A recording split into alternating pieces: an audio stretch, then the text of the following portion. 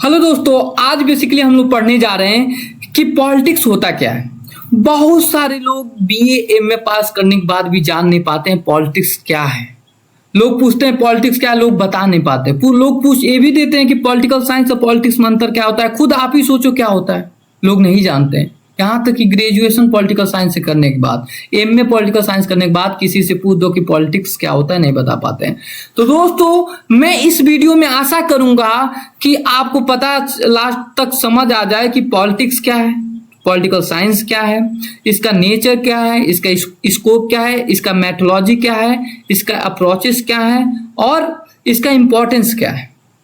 और बेसिकली दोस्तों, मैं इस वीडियो को बना रहा हूं तो एमए पॉलिटिकल साइंस की स्टूडेंट के लिए, बीए पॉलिटिकल साइंस स्टूडेंट के लिए बना रहा हूं, फर्स्ट सेमेस्टर के डीडीयू यूनिवर्सिटी के बच्चों के लिए। क्योंकि और भी किसी क्लास के बच्चे देख सकते हैं अगर उनका सिलेबस सेम हो, लेकिन बीए पॉलिटिकल साइंस के बच्चों का एक प्रॉब्लम देखा हूं, इंग्लिश मीडियम के बच्चों के लिए देखा हूं। मैं भी एज इंग्लिश मीडियम स्टूडेंट था, बीए कंप्लीट किया था डीडीयू यूनिवर्सिटी से। तो मैंने ये फील किया था कि जितना रिसोर्सेस है वो ज़्यादातर हिंदी मटेरियल में है, जैसे यूपीएच हो गया।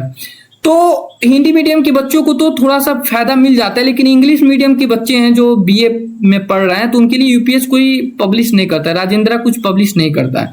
तो उनको बहुत सारे प्रॉब्लम फेस करने पड़ते हैं, बहुत सारे बुक खरीदने पड़ते हैं और कहीं यूट्यूब से बहुत सारे सोर्स कलेक्ट। तो इसी को देखते हुए मैंने इस कंप्लीट नोट्स और कंप्लीट वीडियो लेके आया पॉलिटिक्स के ऊपर, जो बीए फर्स्ट सेमेस्टर के बच्चों के लिए है। अगर लास्ट तक आप देखते हैं तो आपसे कोई पूछेगा कि पॉलिटिक्स क्या है तो आप जरूर समझ लोगे, क्योंकि पॉलिटिक्स इतना इंपॉर्टेंट चीज है ना, उसको समझना चाहिए। क्योंकि आपका डे टू डे लाइफ जो डिटरमाइन करता है वो पॉलिटिक्स का एक एक्शन डिसाइड करता है।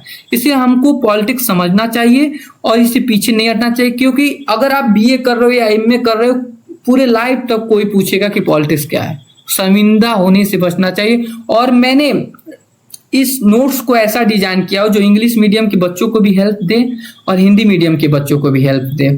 लेकिन मैं ज़्यादातर फोकस इंग्लिश मीडियम के बच्चों को लेके चल रहा हूँ, क्योंकि उनको बहुत कम लोग ध्यान देते हैं बीए के बच्चों को, कि उनका भी कुछ फीलिंग होता है, इमोशन होता है, उनको भी नोट्स प्रोवाइड होना चाहिए। लेकिन सब लोग अपना प्रॉफिट देखते हैं तो इंग्लिश मीडियम के बच्चों को साथ लेके नहीं चलते हैं। नहीं तो बुक यूपीएच वाले उनके लिए भी तो पब्लिश कर सकते हैं, लेकिन इंग्लिश मीडियम के बच्चे कम हैं, इसकी वजह से बीए कम पढ़ते हैं, इसकी वजह से यूपीएस सिर्फ हिंदी में छापा जाता है।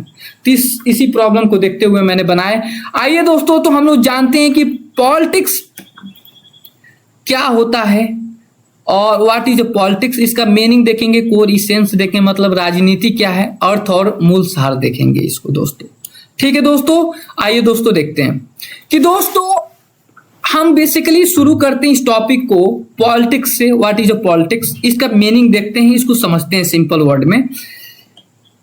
Eight its simplest level, politics is a art and science of organising a governing making collective decision for a community. मतलब दोस्तों, समझने वाली बात यह है कि पॉलिटिक्स क्या एक आर्ट है, एक साइंस है, और वो क्या है, वो क्या करता है, ऑर्गेनाइजिंग करता है, गवर्निंग करता है और कलेक्टिव डिसीजन लेता है। किसके लिए, फॉर ए कम्युनिटी के लिए। मतलब दोस्तों, समझने वाली बात है कि कम्युनिटी मतलब समझ लीजिए एक भारत देश, और इसमें क्या है, जैसे हमारे पीएम नरेंद्र मोदी या पार्लियामेंट है, वो पार्लियामेंट क्या करती है, हमारे सबके लिए क्या होती है, कलेक्टिव डिसीजन लेती है, जो हम सब पे लागू होती है और इसको हम लोग को एक्सेप्ट करना पड़ता है। फॉर एग्जाम्पल टैक्स, और इसकी वजह से हमारे देश प्रगतिशील की ओर जाता है और हम लोग के चेहरे पे भी मुस्कान आती है, हम लोग का भी विकास होता है, हम लोग को भी कुछ ना कुछ फायदा होता ही है। तो पॉलिटिक्स क्या है, एक आर्ट है, साइंस है, जिसके थ्रू ऑर्गेनाइज कम्युनिटी को किया जाता है, गवर्निंग कम्युनिटी को किया जाता है। कम्युनिटी मतलब एक देश या स्टेट को किया जाता है, और इसी पॉलिटिक्स में एक कलेक्टिव डिसीजन लेता है और उस डिसीजन के तहत रूल एंड रेगुलेशन बनाया जा सकता है, पॉलिसी इंप्लीमेंट किया जा सकता है, या कोई जैसे टैक्स लाया जा सकता है, जैसे पंचायती राज सिस्टम की जैसे नई अच्छी विधि भी लाया जा सकता है। तो इसी को पॉलिटिक्स कहते हैं दोस्तों। और आगे देखते हैं, it is a process through which people resolve conflict, allocate resources, exercise authority and establish law to achieve a civilized life। मतलब समझिएगा दोस्तों, पॉलिटिक्स क्या है, इट इज ए प्रोसेस है। अगर आप गूगल पे आप सर्च करोगे तो पॉलिटिक्स का मतलब निकल के आता है एक्टिविटीज। इसका जो मीनिंग निकल के आता है एक्टिविटीज। तो पॉलिटिक्स क्या है आप समझने की कोशिश करेगा, कोई भी पूछे तो आप बोलिए सिंपल एक एक्टिविटी है। और क्या है, एक्टिविटी है या प्रोसेस है through which people resolve conflict. इसके थ्रू क्या होता है, पीपुल कन्फ्लिक्ट सॉल्व करते हैं, एलोकेट रिसोर्सेज करते हैं, एक्सरसाइज अथॉरिटी करते हैं, स्टैब्लिश लॉ करते हैं। और किसके लिए, सिविलाइज लाइफ के लिए, एक अच्छी लाइफ के लिए, देश की उन्नति के लिए, लोगों की चेहरे पे स्माइल बना रहे, कोई भेदभाव ना कर सके, उसके लिए करते हैं। फॉर एग्जाम्पल दोस्तों समझने की कोशिश करिएगा कि पॉलिटिक्स का मतलब ही होता है एक ऐसी एक्टिविटी, और उस एक्टिविटी का मतलब क्या होता है कि ऑर्गेनाइज करना या मैनेज करना या मेकिंग कलेक्टिव डिसीजन करना फॉर ए होल कम्युनिटी या फॉर ए होल कम्युनिटी। समझे ना दोस्तों। और उसमें क्या क्या हो सकता है, रिजॉल्व कन्फ्लिक्ट करना, एलोकेट रिसोर्सेज करना, एक्सरसाइज अथॉरिटी करना और स्टैब्लिश लॉ करना। किसके लिए, सिविलाइज लाइफ के लिए, देश की उन्नति के लिए, आपके चेहरे की स्माइल के लिए। क्योंकि पॉलिटिक्स हर एक चीज डिसाइड करता है, क्योंकि एक एक्टिविटी एक प्रोसेस है through which decision implemented decision making. और वो डिसीजन के द्वारा आपके चेहरे पे स्माइल आती है और नहीं आती है। फॉर एग्जाम्पल अभी देश में फार्मर बिल कुछ साल पहले आया था, लोग के चेहरे उससे प्रॉफिट लोगों को नहीं था, उसका विरोध किए और वो बिल हट गया। तो डिसीजन जो पॉलिटिक्स में लोग जुड़े होते हैं, जो पॉलिटिकल डिसीजन लेते हैं, उनका एक स्टेप पूरा भारत का भाग्य डिसाइड करता है। ठीक है, इसीलिए पॉलिटिक्स कोई भी सिंपल बोल दो एक्टिविटी है। ऐसी एक्टिविटी, ऐसी कलेक्टिव डिसीजन जो पॉलिसी बनाती है, उसको इंप्लीमेंट करती है और वो एक पूरे स्टेट को मैनेज करती है अपने पॉलिसी के द्वारा और रूल एंड रेगुलेशन मेंटेन करती है समाज में, जिससे लोगों के चेहरे पे स्माइल बने रहे, देश की उन्नति जाए। लेकिन आप दोस्तों समझने की कोशिश करिएगा, आगे देखते हैं दोस्तों। Simply but politics is a mechanism of how group of people make a rule to live together without killing each other over limited resources. दोस्तों समझने की कोशिश करिएगा, आप इकोनॉमिक्स पढ़े होंगे, आप पूरे देश में पढ़े होंगे कि जो रिसोर्सेज वो लिमिटेड है, वो खत्म होता जा रहा है, लेकिन पॉपुलेशन बहुत तेजी से बढ़ती जा रही है। तो पॉलिटिक्स एक ऐसी एक्टिविटी है या पॉलिटिक्स की रिस्पॉन्सिबिलिटी है, उस रिसोर्सेज को ऐसे मैनेज करो कि सारे जिसको जरूरत है वो रिसोर्सेज मिल सके, कोई उस रिसोर्सेज का मिसयूज ना कर सके।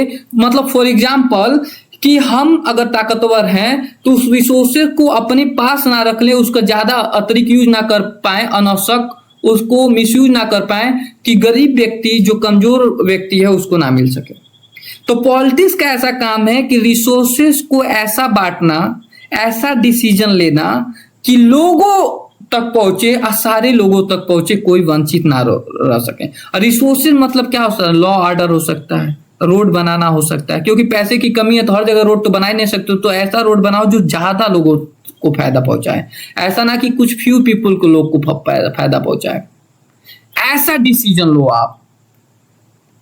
तो पॉलिटिक्स ऐसा समाज में अपने डिसीजन के द्वारा या एक्टिविटी के द्वारा चेंज ला सकता है, जो समाज को बहुत प्रगतिशील बना सकता है, डेवलप प्रोग्रेस समाज बना सकता है। पर अब पॉलिटिक्स जो है समाज को नरक भी बना सकता है। इसीलिए पॉलिटिक्स को हेवन भी कहा जाता है, नरक भी कहा जाता है, क्योंकि पॉलिटिक्स ही एक ऐसा डिसीजन है जो कलेक्टिव डिसीजन लेता है, हर चीज निर्धारित करता है। पॉलिटिक्स के अंदर डॉक्टर भी आते हैं, इंजीनियर भी आते हैं। अभी एक डिसीजन अगर मोदी जी ले लें या भारत का देश का पार्लियामेंट ले ले, तो डॉक्टर को झुकना पड़ेगा, डॉक्टर का उसको सारी क्वालिफिकेशन चेंज कर देंगे, एमबीबीएस के जगह पे कुछ और कर देंगे, ये होता है। तो पॉलिटिक्स के पास अल्टीमेट पावर है एक, और उसके पास हर एक चीज है जिससे समाज में परिवर्तन आ सकता है। तो इसीलिए वोट दिया जाता है या कुछ भी दिया जाता है, जात पात पे वोट नहीं दिया जाता है, क्योंकि जात पात पे अगर वोट दोगे तो पॉलिटिक्स का लीडर जो बनेगा वो एक अच्छा इंसान अगर नहीं बना तो क्या करेगा, अपना फायदा देखेगा, अपना सेल्फ इंटरेस्ट देखेगा, देश के सेल्फ इंटरेस्ट के ऊपर। तो वो सारे जो पॉलिटिक्स एक एक्टिविटी, एक कलेक्टिव डिसीजन वो अपने फायदे के लिए यूज करेगा, कोई प्रगतिशील डिसीजन लेगा ही नहीं जिससे समाज उन्नति करेगा नहीं। तो क्योंकि कलेक्टिव डिसीजन ही तो इम्पोर्टेंट स्टेप होता है। कलेक्टिव डिसीजन मतलब क्या हो गया? पॉलिसी बनाना, टैक्स बढ़ाना घटाना, रूल एंड रेगुलेशन बनाना। अब रूल एंड रेगुलेशन गलत बना दिए तो समाज में उन्नति थोड़ी होगी, जो पॉलिटिक्स डिसाइड करते हैं। तो दोस्तों आप ये समझे होंगे कि politics is a mechanism how group of people make rule to live together without killing each other over limited resources. समझ गए होंगे, पॉलिटिक्स एक ऐसा मैकेनिज्म है जहां ग्रुप ऑफ पीपल जो है हार्मनी में रहते हैं। उसकी वजह से उसका एक एक्टिविटी या डिसीजन लोगों को हार्मनी में रखता है। और इतनी सारी डाइवर्सिटी होने के बाद, इतनी सारी लिमिटेड रिसोर्सेस होने के बाद भी वो लोग आपस में लड़ाई करते नहीं। जैसे भारत में इतना जात पात होने के बाद भी कॉन्स्टिट्यूशन या पॉलिटिक्स का एक स्टेप जो था सेकुलरिज्म, उसकी वजह से लोग आपस में हार्मनी में रहते हैं और एक साथ प्रगतिशील करते हैं। एक साथ हार्मनी में रहने के बाद भी, जात पात डिफरेंट होने के बाद भी, कास्ट डिफरेंट होने के बाद भी एक दूसरे से लड़ाई झगड़ा नहीं करते हैं। ठीक है, एक और एग्जाम्पल दोस्तों देखते हैं कि डॉक्टर भीमराव अंबेडकर जी ने एक पॉलिटिकल लीडर के रूप में उन्होंने रिजर्वेशन की बात किया था। अब सोचिए दोस्तों, 2000 सालों से एजुकेशन का अधिकार ब्राह्मण क्षत्रियों के पास था और मंदिरों में जाने का अधिकार था। तो एक पॉलिटिकल स्टेप ऐसा आया जो रिजर्वेशन कहते हैं, जो फंडामेंटल राइट में था, और उन्होंने कहा कि रिजर्वेशन होना चाहिए एजुकेशन में, क्योंकि जो 2000 सालों से वंचित है उसको एक बार पढ़ने का मौका दोगे तो उसका जायज बात मम्मी पापा में वो बैकग्राउंड नहीं होगा जिसको उसको समझने में आसानी होगा ब्राह्मण क्षत्रिय के बच्चों की तुलना में। तो रिजर्वेशन जरूरत है, ये चीज उन्होंने महसूस किया और उन्होंने पॉलिटिक्स लीडर के रूप में इन्होंने एक पॉजिटिव स्टेप लेके आया रिजर्वेशन, जिसमें समाज में जो ज्यादा विकसित हो चुके हैं उनके तुलना में जो बहुत कम विकसित हैं उनको भी उनके बराबर पहुंचाया जा सके। तो सोचिए, एक पॉलिटिक्स एक ऐसी एक्टिविटी थी जो रिजर्वेशन लाई, और वो लाए कौन थे? भीमराव अंबेडकर जी। उन्होंने लड़ाई लड़ा, पूना पैक्ट साइन हुआ, महात्मा गांधी को फास्ट लाना पड़ा। इतना आंदोलन के किसके लिए? उन्होंने सेल्फ इंटरेस्ट पे ध्यान नहीं दिया, अपने समाज पे ध्यान दिया। तभी आज एससी और एसटी के लोग मंदिर में जाते हैं। आज पढ़ाई में टीना ढाबी हो गई, आईएएस ऑफिसर हैं। हमारी देश के राष्ट्रपति मैडम भी एससी एसटी कम्युनिटी से आती हैं, श्री द्रौपदी मुर्मू मैम। वो सोचिए किसकी वजह? रिजर्वेशन के द्वारा ही पॉसिबल हुआ है। तो इसलिए पॉलिटिक्स एक ऐसी एक्टिविटी है या एक ऐसी एक्टिविटी है जो समाज में सच में परिवर्तन लाता है। लेकिन अगर हम जात पात पे वोट देंगे, क्योंकि पॉलिटिक्स मतलब लीडर ही पॉलिसी डिसाइड करते हैं, अगर हम जात पात पे वोट देंगे तो कहाँ समाज का विकास कर पाएंगे। इसीलिए ऐसे लीडर को चूज करना चाहिए कि वो पॉलिटिक्स उस एक्टिविटी या कलेक्टिव डिसीजन ऐसा ले कि समाज में आने वाले 50 साल तक उसका नाम हो और समाज में प्रगतिशील की ओर लेके जाए समाज को, ना कि अंधकार की ओर ढकेले। बहुत सारे नेता आते हैं जो समाज को जितने बार भूल जाते हैं, सेल्फ इंटरेस्ट में काम करते हैं, जो समाज को पीछे ले जाता है औरों देशों की तुलना में। ऐसा नहीं होना चाहिए दोस्तों। भीमराव अंबेडकर जैसे लीडर चूज करना चाहिए, महात्मा गांधी जैसे लीडर चूज करना चाहिए कि अपना सेल्फ इंटरेस्ट त्याग कर, बहुत बार जेल में जाकर उन्होंने समाज के लिए स्टेप लिया और उन्होंने समाज को आगे ले गया। क्योंकि आज उनका ऋण कभी भी एससी और एसटी के लोग चुका नहीं पाएंगे, भीमराव अंबेडकर का ऐसे लीडर। इसीलिए जात पात पे वोट नहीं देना चाहिए, हमेशा एक अच्छे लीडर का देना चाहिए। क्योंकि पॉलिटिक्स ही एक ऐसा प्रोसेस है, एक्टिविटी है, क्योंकि पॉलिटिक्स का मतलब ये होता है प्रोसेस, एक्टिविटी या कलेक्टिव डिसीजन, जिसके द्वारा समाज में परिवर्तन आता है और समाज एक प्रगतिशील की ओर जाता है, लोग सिविलाइज लाइफ जी पाते हैं।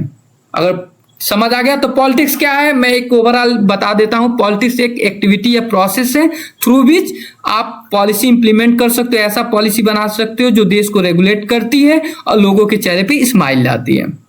ठीक है दोस्तों, तो अब कोई पूछेगा कि पॉलिटिक्स क्या है तो आप सिंपल बोलिएगा कि पॉलिटिक्स एक एक्टिविटी है, और इसका मतलब एक्टिविटी और ऐसी एक्टिविटी जो समाज को वेलफेयर की ओर ले जाता है, कलेक्टिव डिसीजन जिसको कहते हैं, या प्रोसेस है।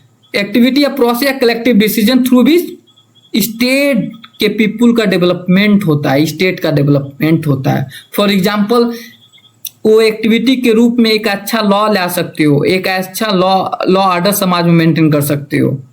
जैसे रिजर्वेशन हो गया, बहुत सारे कानून हैं, उसको ला सकते हो। पॉलिटिक्स लीडर ही लाते हैं, लीडर को इसीलिए चुनाव एकदम सोच समझ के करना चाहिए दोस्तों। तो पॉलिटिक्स समझ आ गए। अब आगे देखते हैं तो अब पॉलिटिक्स के एक छोटा सा स्टेप कैसे देश को उन्नति की ओर ले जा सकता है, कैसे वो नरक बना सकता है, इसीलिए पॉलिटिक्स को नरक उन्नति दोनों कहते हैं दोस्तों। तो दोस्तों आइए अब समझते हैं कि हम समझ गए पॉलिटिक्स क्या है। तो अब इसका थोड़ा सा हम लोग हिस्ट्री में जाएंगे कि पॉलिटिक्स क्या है। तो हिस्ट्री में जानेंगे कि पॉलिटिक्स शब्द का उत्पत्ति क्या हुआ, क्योंकि कोई चीज समझना है, लिखना है, क्योंकि आजकल दीनदयाल उपाध्याय यूनिवर्सिटी में डिस्क्रिप्टिव पेपर हो गया है, तो इसको लिखने वाला आएगा। तो इसीलिए मैं इस सिलेबस को हिंदी मीडियम इंग्लिश मीडियम दोनों के बच्चों को ऐसा दिया हूं कि वो लिख भी सकें। आप इस नोट्स को उतार सकते हो। तो दोस्तों समझना, etymological root and linguistic origin, मतलब व्युत्पत्ति संबंधित मूल और भाषाई उत्पत्ति पॉलिटिक्स शब्द का क्या रहा है, आइए दोस्तों जानते हैं। द पॉलिटिक्स, यहाँ पे पॉलिटिक्स लिखा होगा दोस्तों। Politics term come from Greek root word polis which mean the word politics efficiently means city state independent self governing city community such as Athens Sparta। मतलब समझने की कोशिश करिएगा दोस्तों, थोड़ा सा यहाँ पे मिस्टेक हो गया है, मैं बता देता हूँ। पॉलिटिक्स शब्द का उपपत्ति जो है पॉलिस शब्द से हुआ है, which means city and state. ठीक है, सिटी स्टेट, ठीक है। और वो सिटी स्टेट कौन होते थे? आज से कम 2000-3000 साल पहले जो है independent self governing city community होते थे, जैसे एथेन स्पार्टा होते थे। यूरोप में ऐसे सिटी होते थे एथेन स्पार्टा। मतलब दोस्तों समझने की कोशिश करिएगा, मैं यहाँ पे समझा देता हूं कि जो पॉलिटिक्स शब्द है वो पॉलिस शब्द ग्रीक शब्द के पॉलिस शब्द से लिया गया है, जिसका बेसिकली मतलब होता है सिटी स्टेट।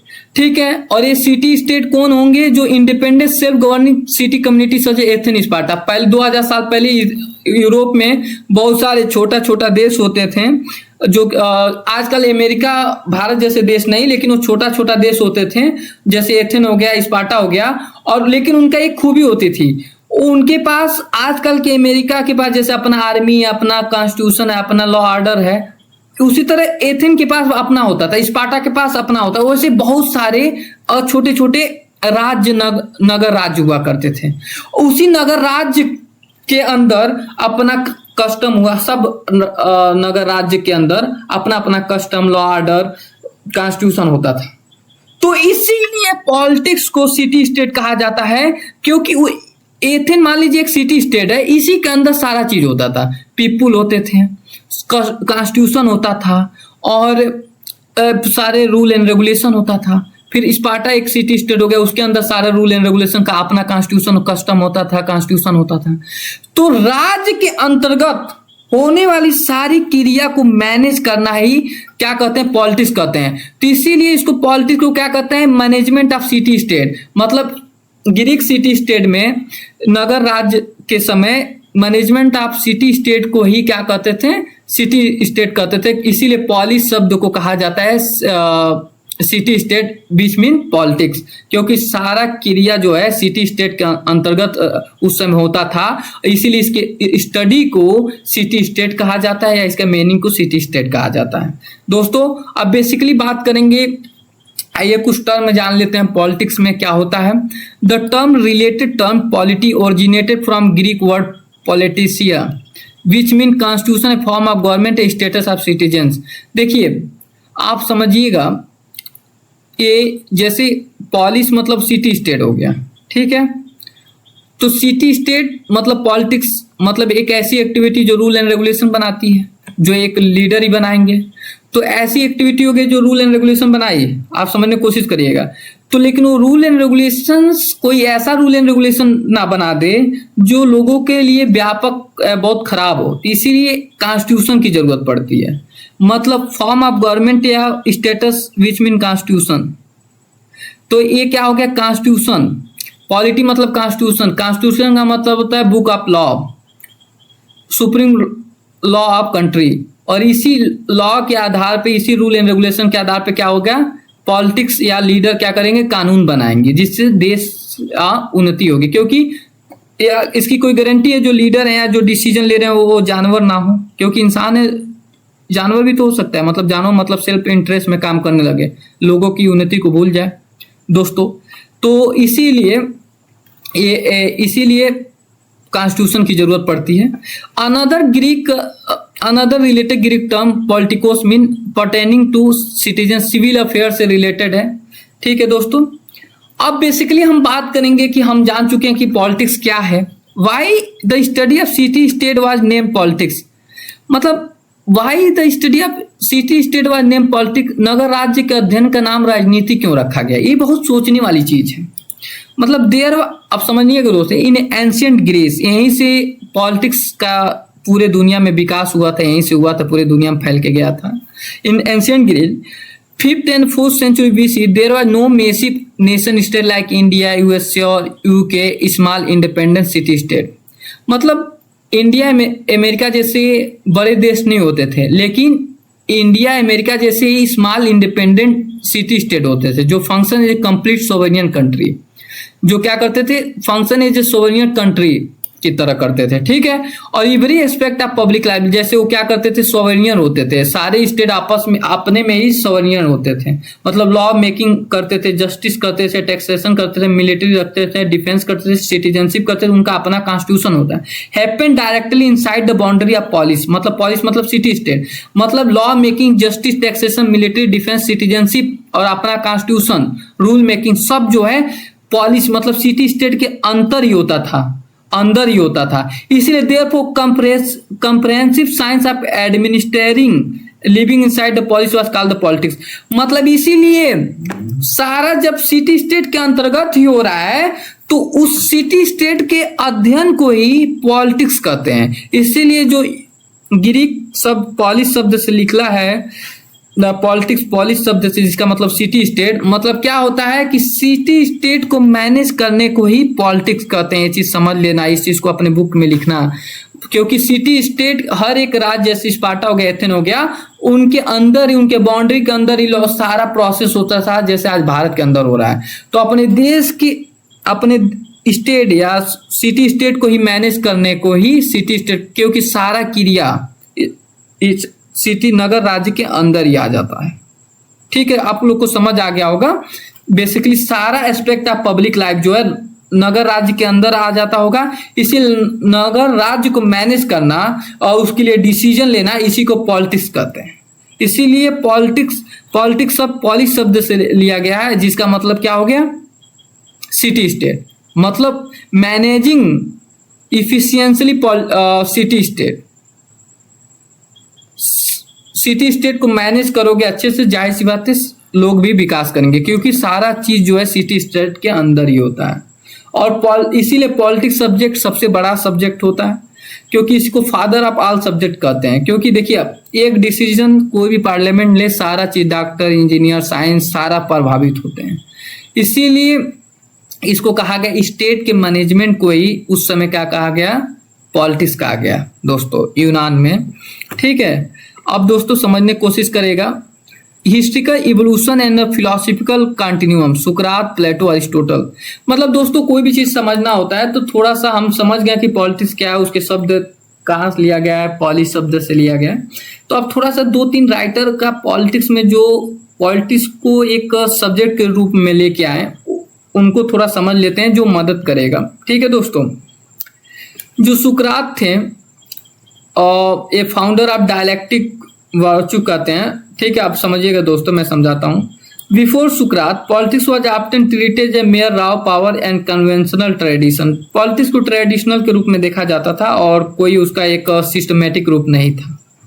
जब सुकरात का जन्म हुआ 470 में, 399 BC में मर गए, तो thought by introducing the dialectic method. Dialectic method का मतलब होता है questioning, critical debate and seeking definitions. मतलब डायलेक्टिक मेथड को दोस्तों समझिएगा, बहुत इंपॉर्टेंट होता है। मतलब क्वेश्चन करना, जो भी है उससे क्वेश्चन करना, फिर उसके आपका मान लीजिए मित्र, उसका अपने विवेक से उसका उत्तर देगा। तो आपने क्वेश्चन किए, उसने उत्तर दिया, उन दोनों को मिला के दोनों का मिश्रण मिला के एक ज्ञान आएगा, दूसरा ज्ञान आएगा। कुछ आप सही रहोगे, कुछ वो सही रहेगा, तो दोनों को मिला के एक नया ज्ञान आएगा, वही सत्य होगा। इसलिए वो क्वेश्चनिंग करने के लिए बोलते हैं। मान लीजिए वो एक भिखारी को भीख देना है, तो आप अपने दिमाग से पूछोगे कि क्या है मेरे पास इतना पैसा है जेब में कि हम किसी से मुझे कुछ उधार ना लेना पड़े, मुझे कुछ भी ना करना पड़े, अब मैं भीख भी दे सकूं। तो दिमाग कहेगा नहीं नहीं, आपके पास उतना पैसा नहीं है, आपको ये करना वो करना है, तो आप भीख नहीं दोगे। तो क्वेश्चनिंग करना, क्रिटिकल डिबेट करना, और इसी के थ्रू एक रियल नॉलेज प्राप्त होता है। इसी मेथड को, डायरेक्टिव मेथड, इन्होंने ही पॉलिटिक्स में दिया था, सुकरात ने दिया था। सुकरात ने कोई बुक नहीं लिखा था, इनके ज्ञान को इनके शिष्य प्लेटो ने आगे बढ़ाए थे। ठीक है दोस्तों, देखते हैं। ठीक है, he argued that power without virtue and wisdom is dangerous. देखिए, पहला व्यक्ति थे, वो बोलते थे पावर जो है, पॉलिटिक्स मतलब जाहिर सी बात पावर है, क्योंकि वो कलेक्टिव डिसीजन लेते हैं। पॉलिटिक्स एक एक्टिविटी है जो समाज का भविष्य तय करती है, तो जाहिर सी बात है पावर जो है without virtue wisdom is dangerous. ठीक है, ही कहते हैं कि पॉलिटिक्स जो है पावर वर्च्यू और विजडम के बिना क्या है, डेंजरस है। He insisted a true state craft. State craft मतलब क्या होता है, skill of management of state, मतलब स्टेट को मैनेज करना है, मतलब जो मैनेज करता है, जो लीडर होते हैं उनका स्किल होता है जो अच्छे से मैनेज करे। ठीक है, तो ये क्या कहते हैं, ये क्या कहते हैं सुकरात ji, he insisted that true state craft is based on the knowledge and moral goodness. मतलब ट्रू स्टेट क्राफ्ट मतलब क्या है, नॉलेज और मोरल गुडनेस, मतलब स्टेट के में पॉलिसी बनाना, उसको मैनेज करना किसके बेस पे होना चाहिए, नॉलेज और मोरल गुडनेस पे आधार होना चाहिए।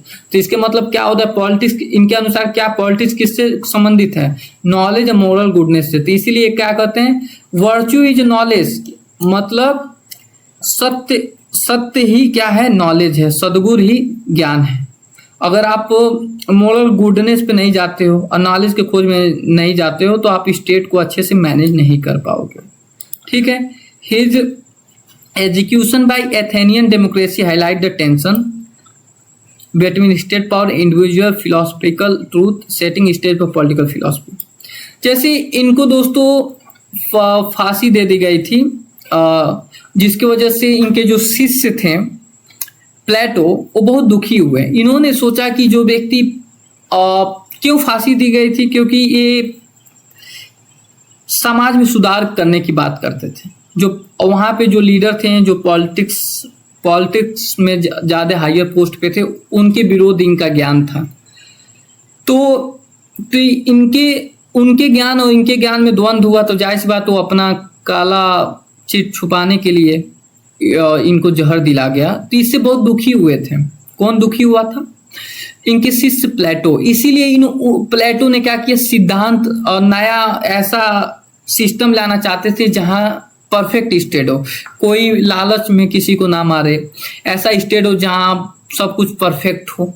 तो इसीलिए उनको वो सोचे, इसीलिए उनको आइडियल कहते हैं। ये सुकरात का दैत्य एथेन।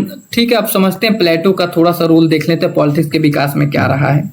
क्योंकि देखिए, पॉलिटिक्स का विकास असली में जो किए हैं वो अरिस्टोटल ने किया है, लेकिन इनका थोड़ा थोड़ा देख लेते हैं। तो प्लेटो जो है वो सुकरात के शिष्य थे। ठीक है, foremost discipline of the Sukrat was deeply affected by education of his master and political decay of Athens। Ethane का पॉलिटिकल सिस्टम बहुत खराब हो चुका था, इससे बहुत ज़्यादा दुखी थे। और मास्टर जो इनके सुकरात का फांसी लगाए गए थे, उससे भी बहुत ज़्यादा दुखी थे।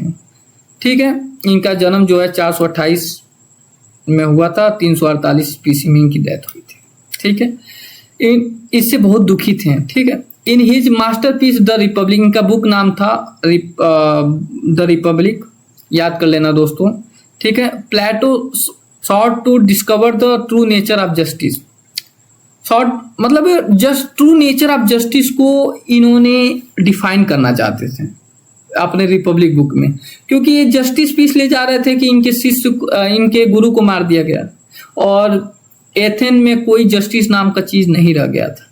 तो ये उसको इस्टेब्लिश करना चाहते थे जस्टिस को। ये पॉलिटिक्स को रूप नहीं दे रहे थे, ये जस्टिस पे काम कर रहे थे। इसीलिए इन्होंने एक बुक लिखा, द रिपब्लिक, इनका बुक नाम था। तो आप देखिए आगे दोस्तों, ही formulated the concept of ideal state. Ideal state का कॉन्सेप्ट दिया इन्होंने, जिसको काली पॉलिस कहते हैं। आइडियल स्टेट का कॉन्सेप्ट क्यों दिया मैं आगे बताता हूँ। Arguing the society must be divided into 3 classes based on human virtue, ruler, wisdom, soldier and the producer appetite. मतलब समझना दोस्तों, इन्होंने आइडियल स्टेट का कॉन्सेप्ट दिया और इन्होंने बोला society must be divided on the 3 classes. मतलब समझने की कोशिश करना दोस्तों, इन्होंने बोलता है कि सोसाइटी का जैसे हमारे भारत में 4 क्लासेस होते हैं, ब्राह्मण, क्षत्रिय, शूद्र, वैश्य। इसी तरह इन्होंने 3 क्लासेस की बात किया था और वो किसके आधार पर किया था? सोल के आधार पर। ये कहते हैं कि इंसान का जो सोल है उसका 3 फीचर होता है, एक उसका विजडम होता है, एक करेज होता है, एक एपेटाइट होता है। ठीक है दोस्तों, तो ये कहते हैं जिस इंसान के पास विजडम है उसको क्या करना चाहिए? रूल मेकिंग का काम करना चाहिए, मतलब राजा बनना चाहिए, मंत्री बनना चाहिए। ठीक है, ठीक है। और जिस इंसान के सोल की क्वालिटी है करेज, उसको क्या करना चाहिए? सोल्जर बनना चाहिए। ठीक है, देश का रक्षा करना चाहिए। एंड जिस इंसान का क्वालिटी है एपेटाइट मतलब लालच, उसको क्या करना चाहिए? प्रोड्यूसर मतलब मर्चेंट वर्ग में जाना चाहिए, व्यापारी, गुड्स एंड सर्विस सप्लाई करना चाहिए। और देखिए यहाँ पे जो इन्होंने बात किया था justice, true nature of justice, यही कहते हैं कि ये जो 3 वर्ग है, 3 क्लास ऑफ सोसाइटी है, इसको अपने सोल की क्वालिटी के अनुसार ईमानदारी से काम करना चाहिए, दूसरे के बीच में इंटरवीन नहीं करना चाहिए। इसी को ये कहते हैं ट्रू नेचर ऑफ जस्टिस। मतलब अपने रिस्पॉन्सिबिलिटी को ईमानदारी से सोल के क्वालिटी के अनुसार निभाओ, इसी को क्या कहते हैं? ट्रू नेचर ऑफ जस्टिस ये कहते हैं। तो आप स्वयं सोचिए ये आइडियल क्यों नहीं हुआ है। आप ये सोचो, इंसान जाहिर सी बात है, जैसे मैकियावेली कहता है कि इंसान लालची है, जाहिर सी बात है लालची होता है, अपने पर्सनल लाइफ के बारे में सोचेगा। तो रूलर जाहिर सी बात है करप्शन करेगा, सोल्जर जाहिर सी बात है चीट कर सकता है। इंसान है ना भाई, इंसान का नेचर जो है चेंज होता रहता है। आज आपके लिए आपसे प्यार करे, कल प्यार नहीं करेगा, तो चेंज होता रहता है। तो जाहिर सी बात है कि ये काल्पनिक है कि ये मान के चलना कि अपनी रिस्पॉन्सिबिलिटी बहुत अच्छे से निभाएगा बिना किसी रूल एंड रेगुलेशन के, इसीलिए इनको आइडियलिस्टिक कहा जाता है। ठीक है दोस्तों, ये चीज समझ आया कि ये बोलते हैं कि 3 क्वालिटी होती है सोल के, उसी के आधार पे सोसाइटी के 3 भागों में बांट देते हैं, और किसको रूलर बनना चाहिए, किसको सोल्जर बनना चाहिए, और अपने फंक्शन को सोल की क्वालिटी के अनुसार करने को ये क्या बोलते हैं? ट्रू नेचर ऑफ जस्टिस बोलते हैं, जो इनको आइडियलिस्ट बनाता है। क्योंकि सब लोग अपने फंक्शन ईमानदारी से थोड़े निभाते हैं। आप ही सोच लो, ईमानदारी से निभाते हैं। ठीक है, आगे दोस्तों देखते हैं। प्लेटो कंक्लूड दैट अनटिल, जब तक philosopher became a king generally learn philosophy state will never find relief from devil. मतलब एथेंस में जो बुराइयां चली आ रही थी, वो बोले कि जब तक फिलोसफर किंग नहीं आता है तब तक समाज की उन्नति नहीं हो सकती है और वो बुराई से ऊपर नहीं हो सकती। इसलिए फिलोसफर किंग डॉक्ट्राइन उन्होंने दिया। His approach was purely normative, speculative, deductive. मतलब इनका मेन देखो, समाज एथेंस उस समय बहुत ज्यादा पेलोपोनेशियन वार हुआ, उसमें हार गया, उनके उसमें लोगों की स्थिति बहुत ज्यादा खराब थी।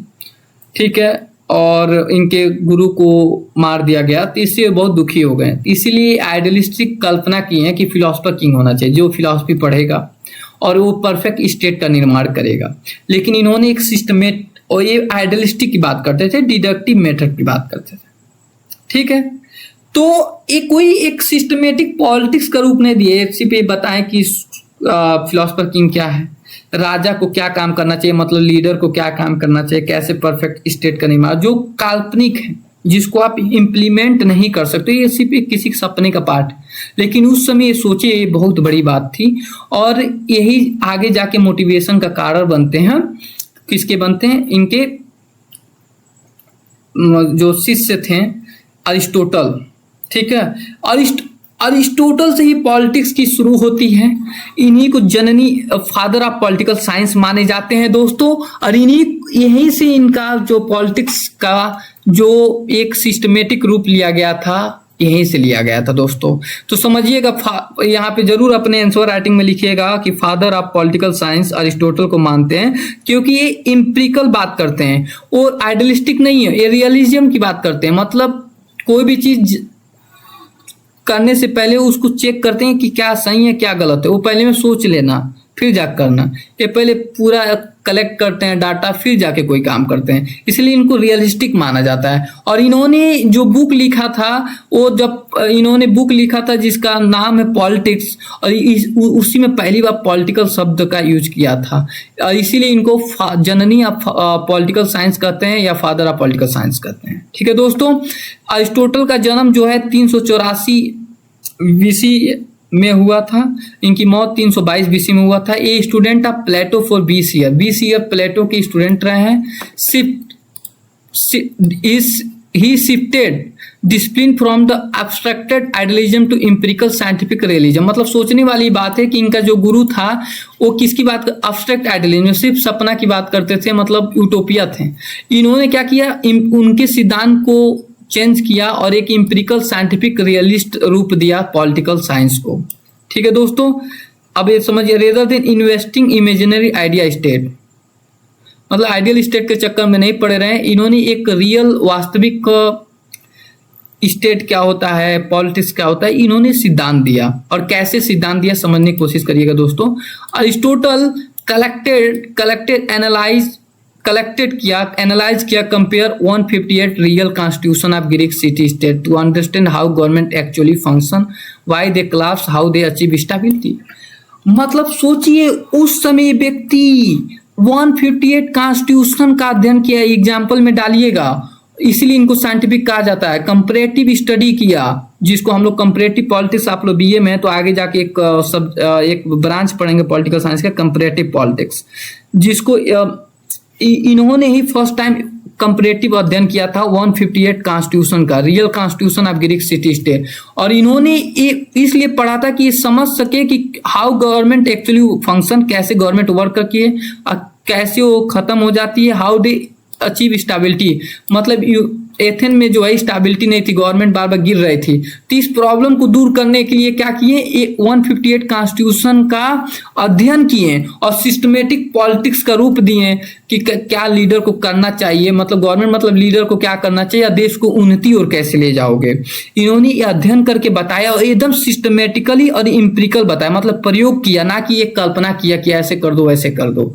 ये जो वैज्ञानिक रूप से प्रयोग किए, 158 कॉन्स्टिट्यूशन को पढ़े, उसकी कमियां अच्छाइयां को, किस समय कौन सी पॉलिसी अच्छी है कौन नहीं, सब समझने के बाद उन्होंने सिद्धांत दिया। जो हम लोग इसमें पढ़ने की जरूरत नहीं, हम लोग सिर्फ पॉलिटिक्स क्या होता है, उसका विकास कैसे हुआ, ये समझ रहे हैं।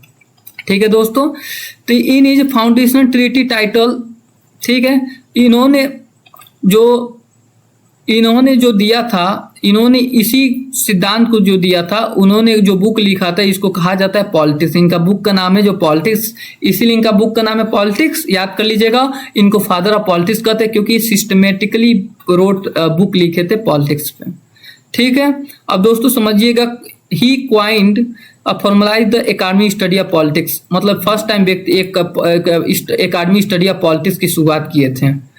और एक आप समझने की कोशिश करिएगा दोस्तों, यहाँ पे ही declared man to be political animal, मतलब अरस्तु कहते थे कि मैन क्या है, एक पॉलिटिकल एनिमल है। मतलब क्या है, इसको शब्द को लिखिएगा, पेपर में अच्छा नंबर मिलेगा। जून पॉलिटिकोन मतलब क्या है, meaning human being can only achieve moral perfection and perfection within the organise political state. मतलब ह्यूमन बीइंग क्या है, पॉलिटिकल एनिमल है और स्टेट के बाहर उनकी कोई एक एनिमल अस्तित्व नहीं है। अगर वो अपना डेवलपमेंट चाहते हैं तो स्टेट के अंदर ही रहना पड़ेगा।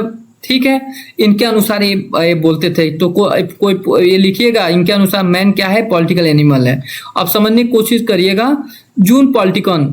ठीक है दोस्तों, तो design political science is a master science, मतलब ये कहते थे कि political science is a master science है, आर्किटेक्टोनिक साइंस है, because it determine the environmental legal pursuit operate. मतलब सोचने वाली दोस्त है, इन्होंने पॉलिटिकल साइंस को मास्टर साइंस बोला, क्योंकि सोचिए दोस्तों, इसलिए इन्होंने बोला क्योंकि पॉलिटिकल साइंस डिटरमाइन करता है इन्वायरमेंट को, लीगल परसुएट ऑपरेट को। मतलब समझने की कोशिश किया, पॉलिटिक्स में ही न कौन डिसाइड करता है कि कानून, लॉ ऑर्डर कैसा होगा, एमबीबीएस का क्वालिफिकेशन क्या होगा, इकोनॉमिक्स में टैक्स कितना देना है, सारी चीज को प्रभावित पॉलिटिक्स करता है। इसलिए इन्होंने क्या करते हैं, ये मतलब हम लोग के अगल बगल जैसा इन्वायरमेंट, पुलिस ऑर्डर कैसा होगा, ये सब पार्लियामेंट डिसाइड करती है। कॉन्स्टिट्यूशन कैसा होगा, पार्लियामेंट डिसाइड करती है। सारा चीज जो है पार्लियामेंट डिसाइड करती है। तो जाहिर सी बात है, इसलिए पार्लियामेंट किससे संबंधित है? पॉलिटिक्स से। और क्योंकि पार्लियामेंट ही एक ऐसी व्यवस्था है जो कलेक्टिव डिसीजन लेती है, जो पॉलिटिक्स है, और तो जाहिर सी बात है कि पार्लियामेंट सब कुछ को प्रभावित करती है। इसीलिए पॉलिटिकल साइंस को हम लोग मास्टर साइंस कहते हैं, जो इन्वायरमेंट को सारे अदर सब्जेक्ट को भी डिसाइड करती है। समझ आया दोस्तों? तो इसलिए इन्होंने पॉलिटिकल साइंस को मास्टर साइंस बोला, क्योंकि पॉलिटिक्स ये ऐसा सब्जेक्ट है जो अदर सब्जेक्ट का इस नेचर को डिसाइड करती है, फंक्शन को डिसाइड, सबको डिसाइड करती है दोस्तों। ठीक है दोस्तों, अब थोड़ा सा हम कुछ शब्द की बात कर लेंगे। Modern interchangeable term. ठीक है दोस्तों, मतलब समझ, politics refer to practical power, dynamic and governance. तो जाहिर सी बात है, पॉलिटिक्स एक प्रैक्टिकल पावर है, मतलब प्रैक्टिकल मतलब जो डिसीजन लीडर के द्वारा लिया जाता है, जिसको हम चूज करते हैं, उसी को पॉलिटिक्स कहते हैं। ठीक है, समझने की कोशिश करिएगा। कोई पूछ देगा कि व्हाट इज, हम शुरू में पूछे थे आप लोग से, what is a politics, what is a different between political science and politics. तो आप लोग सोचे होंगे मन में, देखिए तो देखिए, पॉलिटिक्स का मतलब क्या होता है? Refer to practical power, dynamic and governance. मतलब पॉलिटिक्स का ये मतलब होता है कि कलेक्टिव डिसीजन या एक्टिविटी जिससे क्या होता है, पॉलिसी इंप्लीमेंट किया जाता है, और उसमें उस डिसीजन से बहुत सारे समाज में परिवर्तन आते हैं, जो प्रैक्टिकल है। मतलब डिसीजन लेना प्रैक्टिकल ही है, इसीलिए refer to practical power, dynamic and governance. लेकिन political science refer to academic scientific study of this system. मतलब पॉलिटिक्स जो डिसीजन लेते हैं, जो सिस्टम बनाते हैं, या एकेडमी उसके एकेडमिक स्टडी को या साइंटिफिक स्टडी को ही पॉलिटिकल साइंस कहते हैं। समझ आया कि पावर क्या होता है, कॉन्स्टिट्यूशन क्या है, सॉवरेनिटी क्या है, इसका साइंटिफिक स्टडी को पॉलिटिक्स कहते हैं। लेकिन उसको लागू करने की विधि को, प्रैक्टिकल एस्पेक्ट को पॉलिटिक्स कहते हैं। लेकिन उसका एकेडमिक का साइंटिफिक स्टडी को पॉलिटिकल साइंस कहते हैं। आप लोग को समझ आ गया होगा कि पॉलिटिक्स एक एक्टिविटी है, थ्रू विच या प्रोसेस है, जिसके द्वारा हम समाज में परिवर्तन ले आते हैं। ठीक है, पॉलिटिकल साइंस एक आदमी का साइंटिफिक स्टडी है जो परिवर्तन आता है उसका, या पॉलिटिकल साइंस के इंस्टीट्यूशन का, जैसे लेजिस्लेटिव का, स्टेट का। ठीक है, अब यही चीज़ है। आप लोग आशा करते हैं कोई भी पूछेगा तब कंफ्यूज मत होइएगा कि political science academic scientific study of this system है, और प्रैक्टिकल कॉन्सेप्ट है पॉलिटिक्स, क्योंकि यहाँ पे पॉलिटिक्स में डिसीजन ऑन द स्पॉट लिया जाता है, किताबी नहीं। पार्लियामेंट में डिसीजन लिया जाता है, डे टू डे डिसीजन लिया जाता है। ठीक है दोस्तों, समझ आने की कोशिश करिए। अब बात आती है, and the political theory of philosophy refer to moral idea, value and principle underpinning state. मतलब पॉलिटिकल थ्योरी फिलोसफी भी पॉलिटिकल का जो है मोरल आइडिया, वैल्यू है, प्रिंसिपल है, जो स्टेट को गाइड करती रहती है कि स्टेट को कैसा होना चाहिए, होना चाहिए। ठीक है, अब बात आती है, देखिए दोस्तों, हम लोग पॉलिटिकल साइंस, पॉलिटिक्स क्या है हम लोग समझ गए, और पॉलिटिकल साइंस क्या है हम लोग ये भी समझ गए।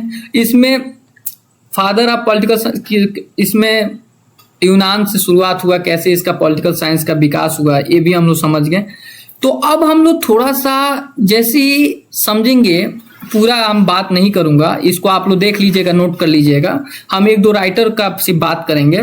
जैसे देखिए, हम बात करेंगे कि इम्पॉर्टेंट डिफिनीशन, जैसे हमारे पॉलिटिक्स पे, पॉलिटिकल साइंस को भी लोग बहुत, कोई ये कहता है पॉलिटिकल साइंस ये है, कोई ये कहता है पॉलिटिकल साइंस ये है।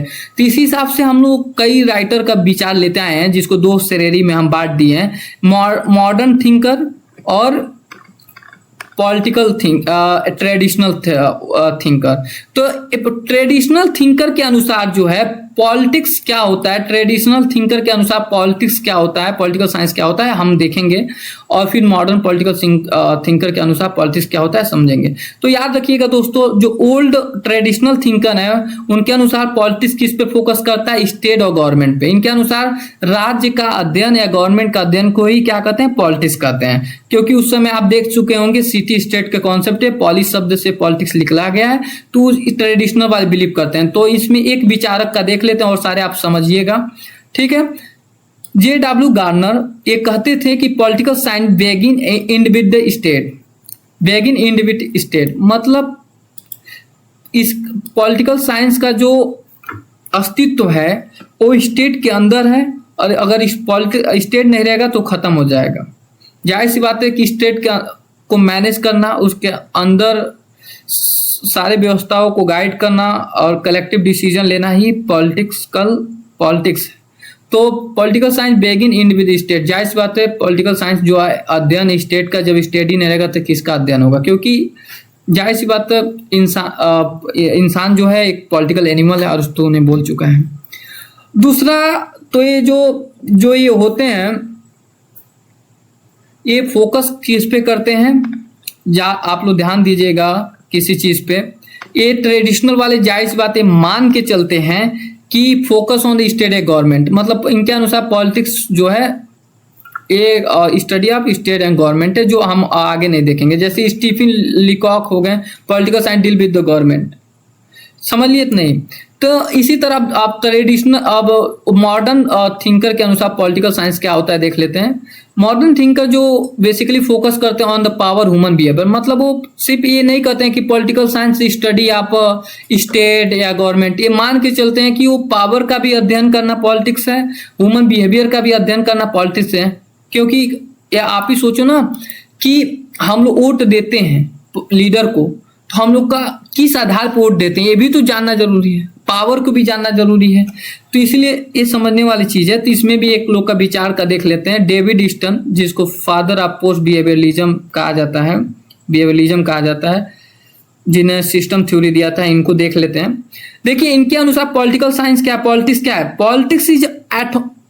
Politics is authoritative allocation of value, मतलब how government make a final binding decision law about who get what in society.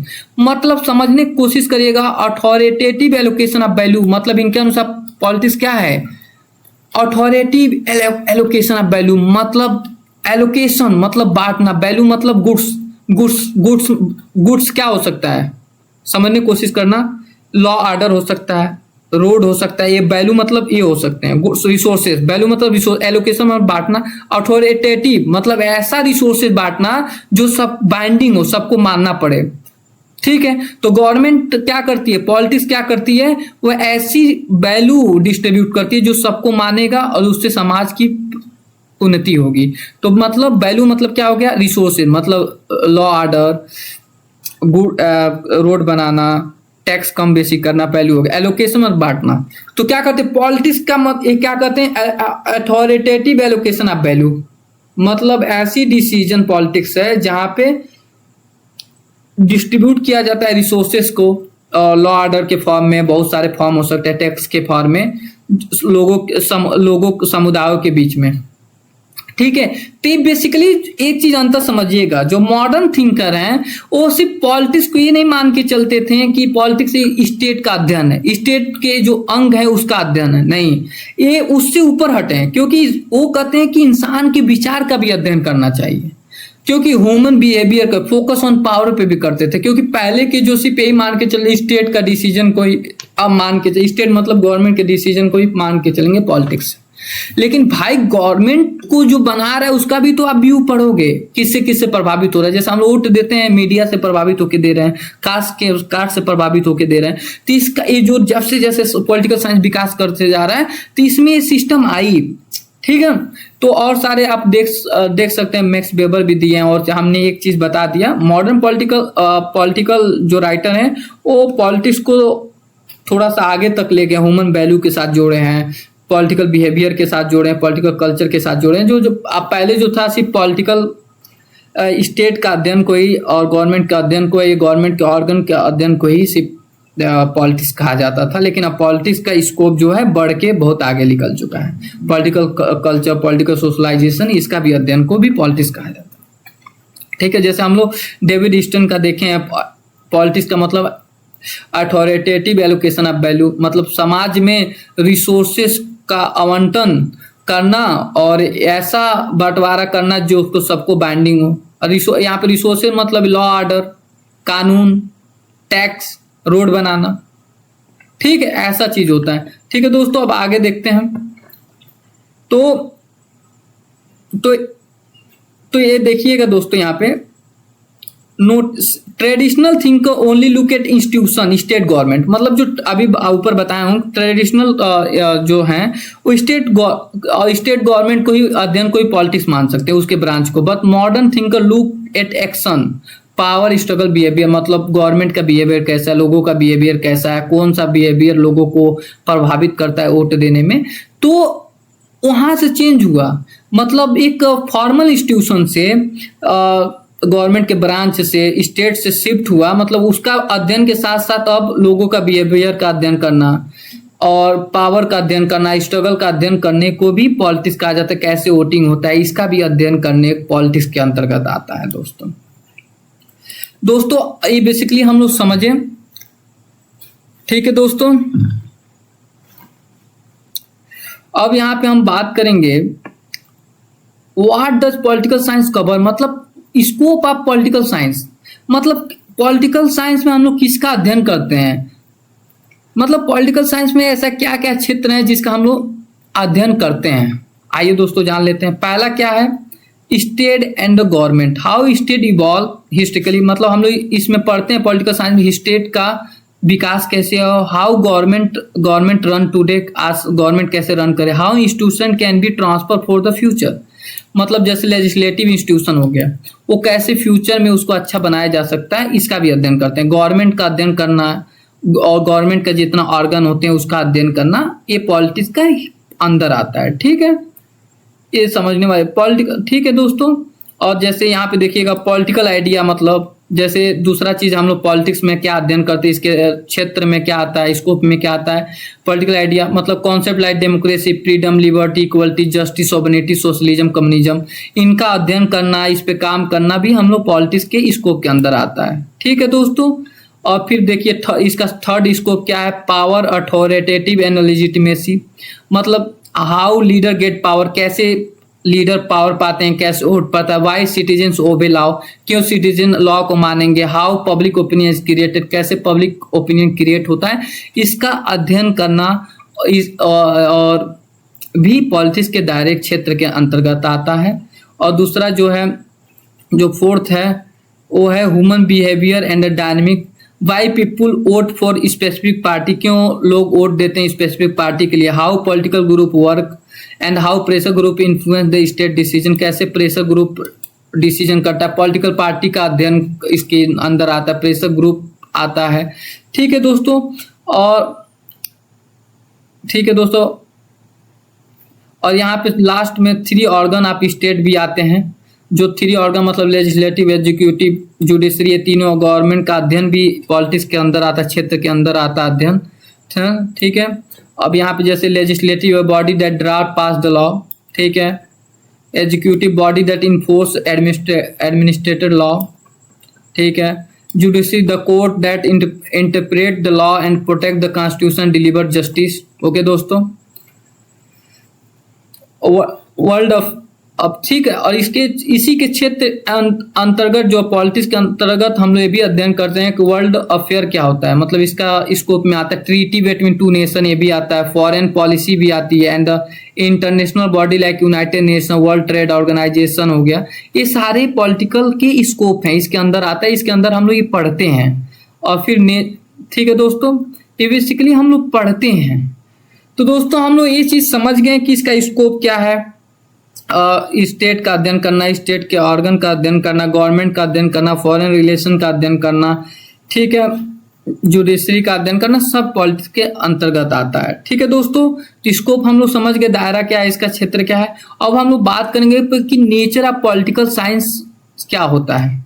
जैसे देखो ये चीज कोई भी तुमसे पूछा हूं कि पॉलिटिकल साइंस, तो कोई ये भी तो बोल सकता है पॉलिटिकल साइंस एक आर्ट है। क्यों बोल सकता है आर्ट है? क्योंकि भाई जो लीडर होते हैं वो तो प्रैक्टिकली काम नहीं करते हैं ना, वो तो इंसान है, और इंसान का माइंड चेंज होता रहता है, तो इंसान के माइंड को कोई पढ़ भी नहीं सकता है। तो इंसान एक वैल्यू है, इमोशनल प्रणाली है, तो जाहिर सी बात है वो परफेक्ट साइंस तो हो नहीं सकता, क्योंकि जो भी लीडर है वो एक इंसान है। तो उसको हम साइंस कहें या आर्ट कहें, ये हमेशा आता है। तो पॉलिटिकल साइंस यहाँ पे हम नेचर को समझने जाना है कि पॉलिटिकल साइंस है क्या वास्तविक में, इसका नेचर को समझ लेते हैं। आप लोग लिखिएगा कि nature of political science, arts and social science. क्या पॉलिटिकल साइंस साइंस है, आर्ट है या सोशल साइंस है? ठीक है, और ये समझने की कोशिश करिएगा कि पॉलिटिकल साइंस साइंस कहा जाएगा, आर्ट्स कहलाएगा या सोशल साइंस कहलाएगा। ठीक है, तो अब आप समझिएगा दोस्तों, why some call it science, क्यों कुछ लोग इसे विज्ञान क्यों कहते हैं। ठीक है, समझिएगा। It collect information systematically, classify fact logically and identify journal pattern in political behaviour. मतलब दोस्तों एक सिस्टमेटिकली इंफॉर्मेशन कलेक्ट करता है और क्लासिफाई फैक्ट लॉजिकली करता है और जर्नल और identify journal pattern political behaviour करता है। तो जाहिर सी बात है साइंस का विधि है, तो इसीलिए इसको साइंस कहा जाता है, क्योंकि सिस्टमेटिकली अध्ययन करता है स्टेट का, सॉवरेनिटी का, कॉन्स्टिट्यूशन का, और उसको सिस्टमेटिकली रूप से प्रोवाइड भी करता है। एकदम सही बात है, लेकिन आप समझिएगा, जैसे thinker like Aristotle, Bodin, Hobbes call it science. मतलब कोई पूछ देगा कि साइंस, पॉलिटिकल साइंस को कौन कहते हैं, तो अरिस्टोटल क्या कहते हैं, political science is a master science, क्योंकि सारे सब्जेक्टों को गाइड करता है। बोर्डिंग, हॉब्स ये जो हैं ये सपोर्ट करते हैं कि पॉलिटिकल साइंस साइंस है। ठीक है, अब ये मान के चलते हैं क्योंकि ये सिस्टमेटिकली इंफॉर्मेशन कलेक्ट करता है और इंफॉर्मेशन देता भी है। ठीक है, अब देखते हैं why it is not exact science like a physics chemistry. ये क्यों पूरी तरह साइंस नहीं है जैसे फिजिक्स केमिस्ट्री है। ठीक है, आप समझने की कोशिश करिएगा दोस्तों। नो फिक्स लॉ, जैसे समझिएगा नो फिक्स लॉ, क्योंकि पॉलिटिकल साइंस में कोई फिक्स लॉ नहीं है, हमेशा परिवर्तन होता है। जैसे देखिएगा, आप सोचिएगा साइंस में जैसे हर फिक्स लॉ होता है, लेकिन पॉलिटिकल साइंस में कॉन्स्टिट्यूशन आज है, चेंज होता रहता है। जैसे फंडामेंटल राइट में राइट टू प्रॉपर्टी जो थी उसको चेंज करके आर्टिकल 300A में डाल दिया गया। तो जाहिर सी बात है कि हमारा कॉन्स्टिट्यूशन भी चेंज होता रहता है, हमारा गवर्नमेंट भी चेंज होते रहते हैं, क्योंकि सारा चीज इंसान ने बनाया। इंसान कभी फिक्स हो ही नहीं सकता, क्योंकि इंसान का नेचर एक सोशल साइंस है, पहलू है, वो चेंज होते रहते हैं। आपका विचार कुछ और है, हमारा विचार कुछ है, तो नो फिक्स लॉ बन सकते। कोई लॉ फिक्स नहीं हो सकता है जो हमेशा इम्पिरिकल है। हम लोग पहले जो है सती प्रथा चली आ रही थी, लेकिन आज का समाज उन्नति किया तो सती प्रथा खत्म हो गई। तो फिक्स लॉ हो ही नहीं सकता है, तो फिक्स लॉ है ही नहीं तो कैसे साइंस कहला जाएगा। साइंस मतलब फिक्स होना चाहिए, क्योंकि प्रैक्टिकल सब्जेक्ट है। ह्यूमन, देखो यहाँ पे no fix law, human thinking and societal condition keep changing. मतलब human thinking, society changing, so you can't make fix rule for human action. मतलब जाहिर सी बात है, लीडर ह्यूमन होते हैं, तो आप 100% आप कोई ऐसा रूल एंड रेगुलेशन नहीं बना सकते हो साइंस की तरह, जैसे फिजिक्स केमिस्ट्री में होता है, ये करोगे तो यही परिणाम आएगा। तो जाहिर सी बात है कि इसमें आप फिक्स नहीं बना, जो हर समय के साथ परिवर्तन हो सकता है, इसीलिए इसको साइंस कहना गलत है। एक जो नहीं साइंस, जो ये विचार अगेंस्ट है, आप ये लिखिएगा, और लोग सपोर्ट करते हैं, जैसे अरिस्टोटल, बोर्डिंग है कि ये साइंस है, तो उसको भी आप क्यों कहते हैं, क्योंकि सिस्टमेटिक अध्ययन करता है, स्टेट क्या है, स्टेट का वर्क क्या है, स्टेट का ऑर्गन कैसे होती है, साइंस क्या होती है। लेकिन ये रीजन क्या, नो फिक्स लॉ की वजह से इसको साइंस। और दूसरा क्या है, नो क्लोज लेबोरेटरी, मतलब real society can not B place inside the close room and laboratory for controlling and testing. मतलब सोचिए, आप पॉलिटिकल साइंस इतना व्यापक है, आप उसको किसी लैब में थोड़े डाल के सारे इंसान को नाप सकते, तो जाहिर सी बात है पॉसिबल है ही नहीं। पर्सनल बाइज, मतलब researcher personal feeling, political choice and culture can distort the result. जाहिर सी बात है, इंसान होता है तो उसका पर्सनल फीलिंग होता है, चाहे एक लीडर हो या रिसर्चर हो, वो अपने मन से जैसे वो मैकियावेली को पढ़ता है, उसको पसंद है मैकियावेली, तो उसके बारे में अच्छा लिख देगा। हॉब्स के बारे में, हॉब्स को नहीं पसंद करता है तो हॉब्स को गलत लिख देगा। तो जाहिर सी बात है कि ये चीज हो सकता है, इसलिए पर्सनल बाइज हो सकता है, क्योंकि पॉलिटिकल साइंस में इंसान से जुड़ी प्रॉब्लम को डील किया जाता है, इंसान के लिए नियम कानून बनाया जा सकता है, इंसान इस पर रिसर्च करता रहता है। तो 100% प्रैक्टिकल नहीं हो सकता है, क्योंकि इंसान का विचार एक दूसरे से डिफरेंट होता है। ठीक है, फोर्थ रीजन क्या है, फोर्थ रीजन जो है पॉलिटिकल साइंस जो है साइंस क्यों नहीं है, फेमस कोटा भाई मैटलैंड जो है, when I see examination question title political science I feel sorry for not for a question but name science। मतलब इस कोटेशन को याद कर दीजिएगा, इसको आप अच्छे से लिख के आइएगा, इससे आप लोग को नंबर मिलेगा। तो क्यों साइंस नहीं है, ये चीज आप समझ गए। नो कि क्या है कि नो फिक्स लॉ है, क्योंकि ह्यूमन नेचर चेंज होता रहता है, क्लोज लेबोरेटरी है, पर्सनल वाइज है। ठीक है दोस्तों, अब हम बात करेंगे फाइनल कंक्लूजन ऑन नेचर, कि पॉलिटिकल साइंस का नेचर असली में क्या है। हम साइंस या आर्ट अभी बात नहीं किए थे, हम बताएं कि साइंस क्यों नहीं है।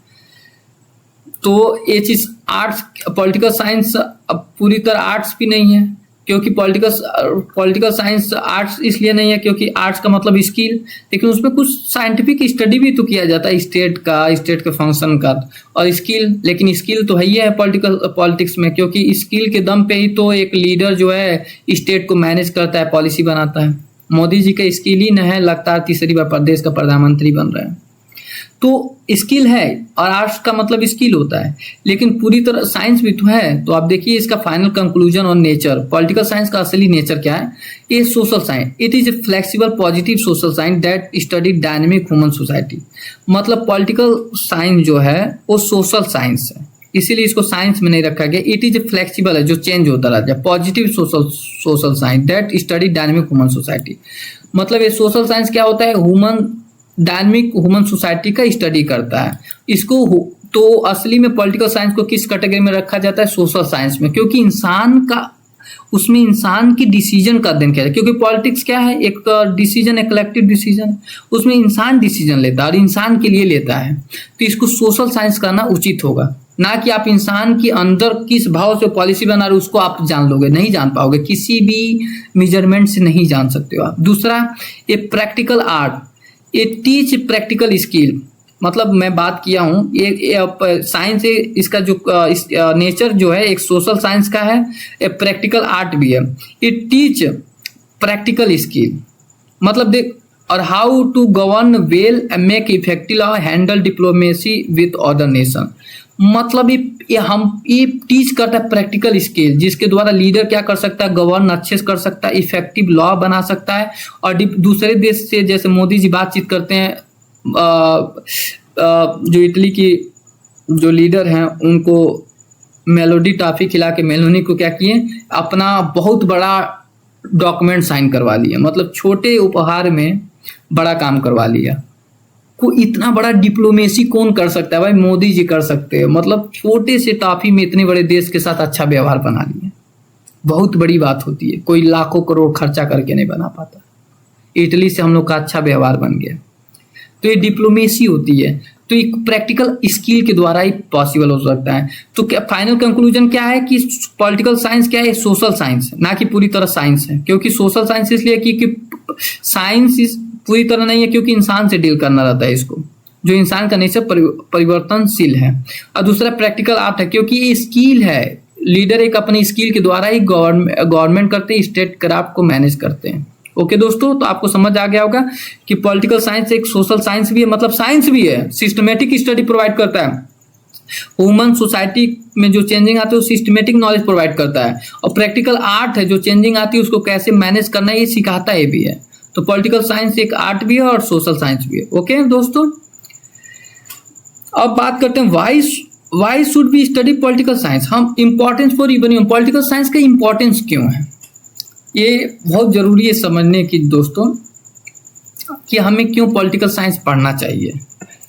ठीक है दोस्तों, पहला, it create the inform and responsible citizens. मतलब पॉलिटिकल साइंस पढ़ने से हम लोग को क्या फायदा मिलता है, इंफॉर्मेशन मिलता है, और ये क्या कैसा सिटीजन बनता है, रिस्पॉन्सिबल सिटीजन्स बनाता है, और हम लोग को, ठीक है दोस्तों, teach about their constitutional right, fundamental duty, civil liberty, so they can not be mislead. मतलब ये हम लोग को बताता है कॉन्स्टिट्यूशन राइट के बारे में, फंडामेंटल राइट के बारे में, ड्यूटीज के बारे में, सिविल लिबर्टी के बारे में, जो हम लोग को कोई भुमरा नहीं कर सकता है, कोई हम लोग के साथ उत्पीड़न नहीं कर सकता। अगर पुलिस हमारे साथ उत्पीड़न कर रहा है, हमको पता है कि पुलिस उत्पीड़न नहीं कर सकता है, तो हम कोर्ट जा सकते हैं।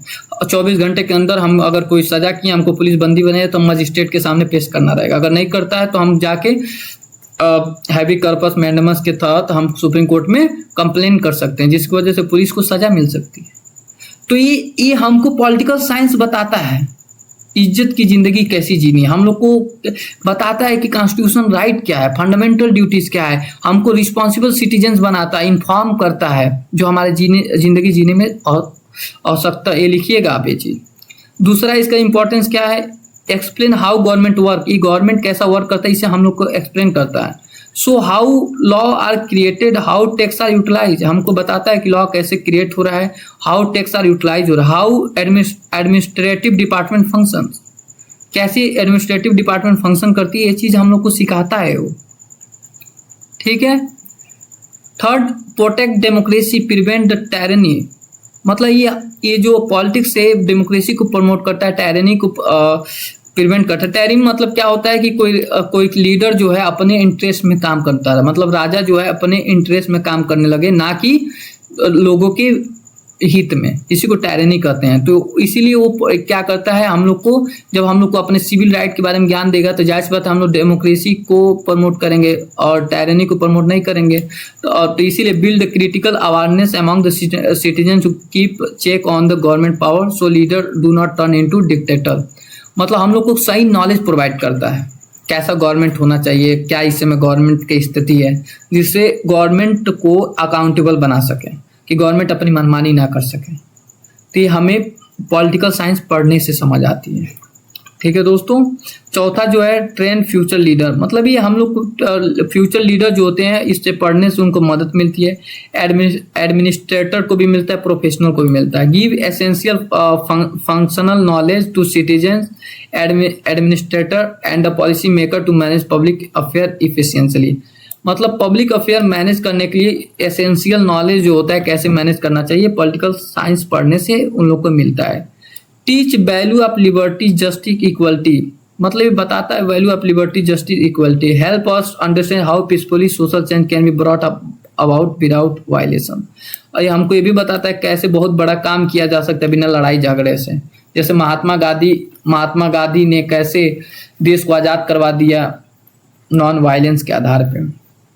ठीक है दोस्तों। तो पॉलिटिकल साइंस पढ़ने से पता चलता है।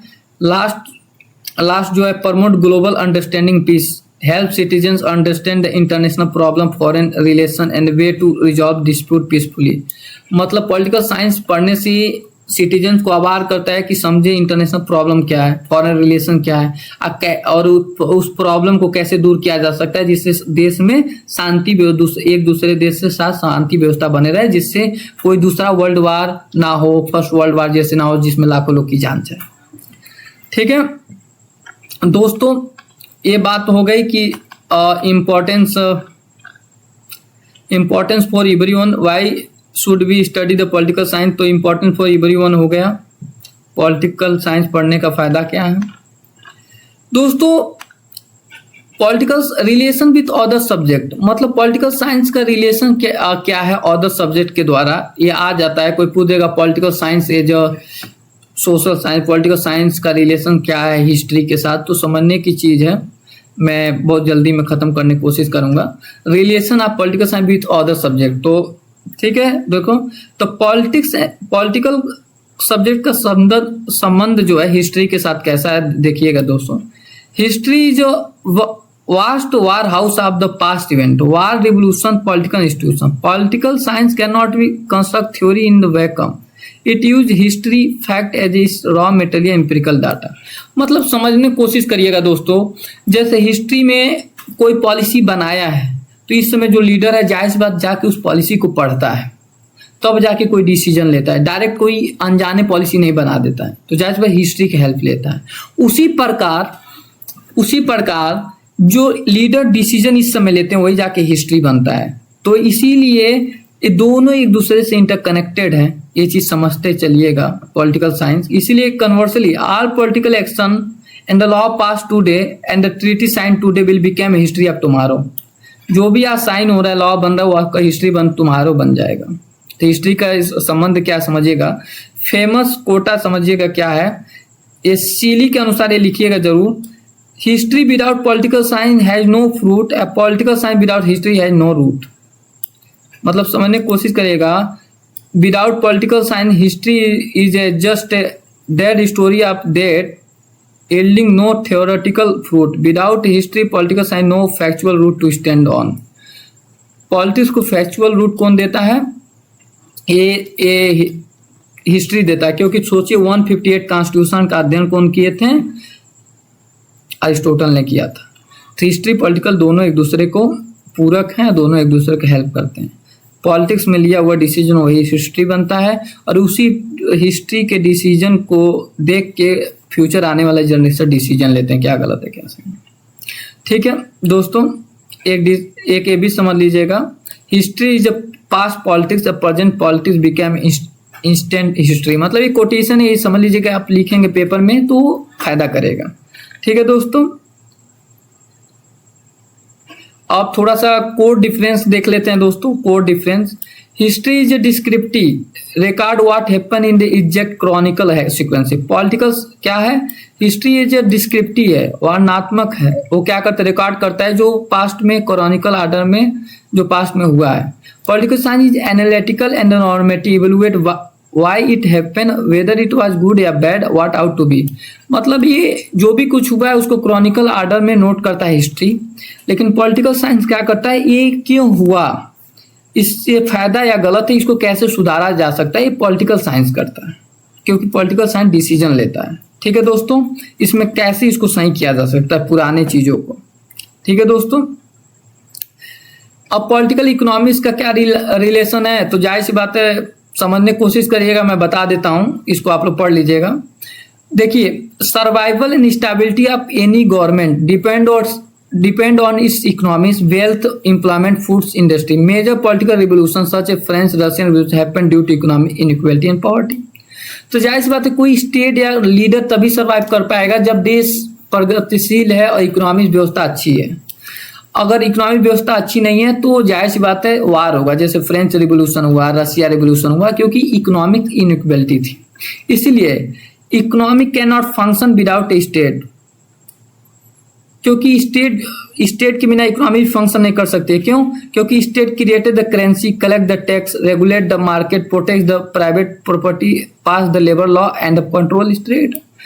जो स्टेट वो कंट्रोल ट्रेड करता है, करेंसी पास करता है और रूल एंड रेगुलेशन बनाता है। तो इसलिए दोनों एक दूसरे से रिलेटेड है। बिना इकोनॉमिक्स से पॉलिटिक्स भी नहीं चल सकता है और बिना पॉलिटिक्स से इकोनॉमिक्स भी नहीं चल सकता है। ठीक है, क्योंकि आप फ्रेंच रिवॉल्यूशन में आप देखे होंगे। और जो शुरू में historical two were so inseparable that economics was called the political economics. मतलब ये मान के चलिएगा कि जो पहले जो था पॉलिटिकल का ही हिस्सा इकोनॉमिक्स था, जिसको हम लोग कहते थे पॉलिटिकल इकोनॉमिक्स। बाद में इसको अलग किया गया था। एज इन एडम स्मिथ जो फादर ऑफ इकोनॉमिक्स माने जाते हैं, उनका बुक का नाम था Wealth of Nations, modern political science, capitalism, socialism, are fundamental economic model enforced by political power. ठीक है, समझ आया ना कि पहले पॉलिटिकल इकोनॉमिक्स इंडिपेंडेंट सब्जेक्ट ना होकर पॉलिटिकल का हिस्सा था, जिसको पॉलिटिकल इकोनॉमिक्स कहते थे। ठीक है दोस्तों, दोनों एक दूसरे कनेक्टेड है। जो इकोनॉमिक्स जो फोकस किस पे करता है? मटेरियल वेल्थ, इसको लिखने का आ जाएगा, लिख दीजिएगा, वेल्थ पे, प्रोडक्शन पे, रिसोर्सेज पे। और जो पॉलिटिक्स है focus on power, justice, right, sovereignty, authority, normative, regulatory, inquiry. ठीक है दोस्तों, पॉलिटिकल एंड सोशोलॉजी को भी थोड़ा सा समझ लेते हैं दोस्तों।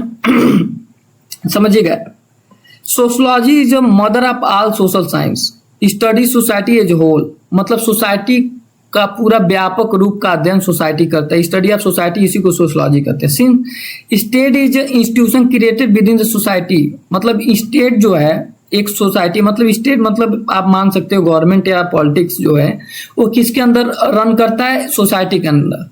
और जिसका काम क्या होता है? To maintain order and political scientist must understand the social custom, caste, religious and family structure. मतलब समझने की कोशिश करिएगा दोस्तों, social custom, caste, religion and the family structure जो है सोसाइटी के अंदर ही आता है, और यही जो है वोट देते, इसी के आधार पर वोट पड़ता है। यही लीडर डिसाइड करते हैं, गवर्नमेंट डिसाइड करता है, जो जाके हमारे वही पॉलिसी तय करते हैं। तो जाहिर सी बात है सोसाइटी जो है पॉलिटिक्स को बहुत अच्छे से इन्फ्लुएंस करता है, आप समझ गए होंगे। ठीक है दोस्तों, core difference, sociology study all human association, both organisation unorganised. Political science study only the political organised community. State and its government. ठीक है, पॉलिटिकल साइंस सारे एसोसिएशन को, सोशोलॉजी सारे एसोसिएशन का अध्ययन करता है, लेकिन पॉलिटिकल साइंस ओनली स्टेट या गवर्नमेंट एसोसिएशन का अध्ययन करता है। और दोनों में कनेक्शन है, क्योंकि कास्ट के आधार पे वोट पड़ता है, ये करता है। पॉलिटिक्स जो है सोसाइटी के अंदर ही आता है। अब बात करते हैं politics as a political public administration में क्या संबंध है दोस्तों। तो public administration is a practical working arm of political science. Parliament make a policy, ठीक है, and the law, while administrative officer, IAS officer, civil servant implement them on ground. मतलब जाहिर सी बात है कि जो पॉलिसी है उसको जो बनाता है वो पार्लियामेंट बनाता है, लेकिन उसको जो लागू करता है वो पब्लिक एडमिनिस्ट्रेटर करते हैं, मतलब परमानेंट एग्जीक्यूटिव करते हैं, DM IPS करते हैं, लागू करते हैं जिले में। तो इसीलिए ये दोनों का रिलेशन ये है। जैसे पार्लियामेंट ही डिसाइड करता है इनको सैलरी कैसे मिलेगा, इनका रिक्रूटमेंट कैसा होगा IAS IPS का, लेकिन वो पार्लियामेंट जो बिल बनाता है उसको लागू जिले पे लोगों तक कौन पहुंचाता है, वो IAS IPS करते हैं, पब्लिक एडमिनिस्ट्रेशन ही करते हैं। ठीक है दोस्तों, तो ये पॉलिटिकल और पब्लिक एडमिनिस्ट्रेशन का क्या रिलेशन आप समझ गए होंगे। और पॉलिटिक्स एंड एथिक्स का भी समझने का रिलेशन जरूरी है, जो बहुत इंपॉर्टेंट है।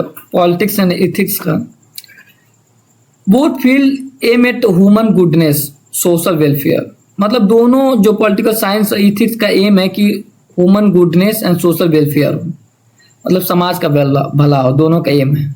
एक good law is always rooted in the moral value like honesty, fairness, human dignity. मतलब जो अच्छा लॉ होता है वो हमेशा मोरल वैल्यू को कंपोज करता है, जैसे ऑनेस्टी, फेयरनेस, ह्यूमन डिग्निटी के आधार पर होता है। ठीक है, आइवरी ब्राउन के अनुसार politics is ethic writ large. मतलब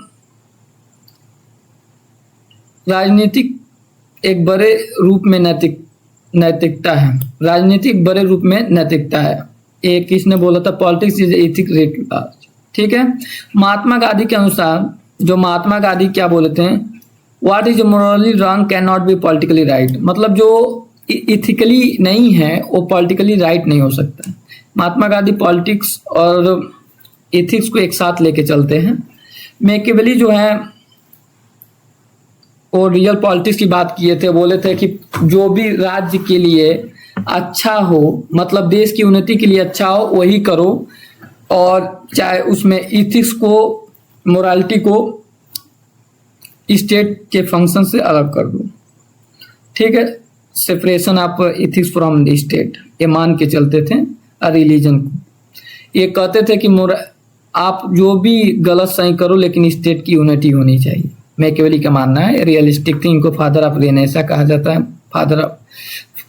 ठीक है, अब आगे देखते हैं दोस्तों। तो आप समझ होंगे इथिक्स और मोरालिटी का संबंध है, क्योंकि लीडर में अच्छा क्वालिटी होना, अगर अच्छा इथिक्स रहेगा, मोरालिटी रहेगा, तभी तो लोग का भला सोचेगा। ठीक है दोस्तों, कोर डिफरेंस क्या है, ethic govern inner conscience and moral character. ठीक है, अंदर की भावनाओं को, फीलिंग को इथिक्स गाइड करता है। Political science govern external action, legal obligation, civil order. मतलब जो डिसीजन लिया जाता है एक लीडर के द्वारा, उसको पॉलिटिकल साइंस गवर्न करता है, और डिसीजन को जो अंदर फीलिंग प्रभावित करता है, गलत होगा सही होगा, वो इथिक्स करता है एक लीडर के अंतर्गत। तो दोस्तों आज हम बेसिकली ये पढ़ चुके हैं कि पॉलिटिकल साइंस का कैसे हर सब्जेक्टों से रिलेशन बैठ रहा है। इथिक्स के साथ भी रिलेशन है, इकोनॉमिक्स के साइंस के साथ भी रिलेशन है। तो बेसिकली अब हम देखेंगे approach to study of political science. मतलब अप्रोच क्या, हाउ टू स्टडी इट, मतलब पॉलिटिकल साइंस को किस नज़र से देख सकते हैं। तो बहुत सारे विद्वान, बहुत सारे मेथड है, बहुत सारे दृष्टिकोण हैं। अप्रोच मतलब दृष्टिकोण जिससे पॉलिटिकल साइंस पढ़ा जा सकता है। ठीक है, जिससे देखा जाता है, समझा जा सकता है। ठीक है दोस्तों, जिसको पहला जो आते हैं, इसमें दो अप्रोच होंगे। एक ओल्ड अप्रोच होंगे जो पहले के जितने राजनीतिक चिंतक थे फॉलो करते थे, जिसको बिफोर वर्ल्ड वार सेकेंड माना, वर्ल्ड वार सेकेंड से पहले वो ओल्ड अप्रोच चला जाता था, जिसको ट्रेडिशनल अप्रोच कहा जाता है, दृष्टिकोण कहा जाता था, और सेकेंड वर्ल्ड वार के बाद मॉडर्न अप्रोच कहा जाता है, जिसको अभी हम आगे देखेंगे। तो ट्रेडिशनल अप्रोच में जो पहला अप्रोच आता है कि समझने की कोशिश करिएगा यहाँ पे अप्रोच क्या है, कि पॉलिटिकल साइंस का बहुत सारे एस्पेक्ट होते हैं, बहुत सारे चीज होते हैं जिसको समझने की कोशिश करना चाहिए। तो इसको समझने का जो विधि होती है ना, उसी को अप्रोच कहते हैं, दृष्टिकोण। किस नज़र से आप देख रहे हैं। मान लीजिए कि आप बहुत सारे कि आप उसकी इंस्टीट्यूशन मतलब उसका फंक्शन का स्टडी कर रहे हैं तो इसको फंक्शनल अप्रोच कहलाएगा, उसका इंस्टीट्यूशन का स्टडी कर रहे हैं इंस्टीट्यूशनल अप्रोच कहा जाएगा। तो इसीलिए जो ओल्ड अप्रोच है वो जाहिर सी बात है सिर्फ फॉर्मल इंस्टीट्यूशन और फंक्शन की बात अध्ययन करता था, लीगल का करता था। मतलब इंस्टीट्यूशन मतलब क्या हो गया, आप समझने की कोशिश करिएगा। जैसे गवर्नमेंट का अंग लेजिस्लेटिव एग्जीक्यूटिव गवर्नमेंट और उसके फंक्शन, जो फंक्शन होता है गवर्नमेंट का अंग क्या करते हैं, जुडिशरी क्या करती है, पॉलिसी गलत है तो उसको सही कराने में मदद करती है, लेजिस्लेटिव पॉलिसी बनाती है, एग्जीक्यूटिव पॉलिसी इंप्लीमेंट करती है। तो इन्हीं का अध्ययन करने को पे ज़्यादा फोकस करते थे लीगली। तो यहाँ पे समझेंगे फिलोसफिकल अप्रोच। पहला जो ओल्ड अप्रोच में से आता है दृष्टिकोण जिससे पॉलिटिकल साइंस समझा जा सकता है, वो है फिलोसफिकल अप्रोच, जिसको कहा जाता है, ये क्या करता है, use deductive method, start with ideal dream in the mind, apply it to be people. मतलब जैसे आइडियल, आप सोचो, कल्पना करो कि ये सही है और इसको अप्लाई कर दो, मतलब बिना कोई जांच उसके आप कल्पना कर लिए, जैसे प्लेटो ने किया था। मतलब ये क्या किस पे फोकस करता है, focus on what ideal state should like, जैसे Plato, Republic, Thomas More, Utopia. Republic मतलब कैसा स्टेट होना चाहिए, फोकस करता है कैसा होना चाहिए, मतलब आउट टू बी नहीं, व्हाट आइडियल स्टेट कैसा क्या होना चाहिए, फोकस उसका कोई जिससे वास्तविक से संबंध नहीं है। ये डिडक्टिव मेथड की बात करता है, ड्रीम में फोकस करो, अप्लाई इट टू पीपुल। ठीक है, इसका वीकनेस क्या है, कैन बिकेम टू इमेजिनरी, ठीक है, और cut from the real life. ठीक है,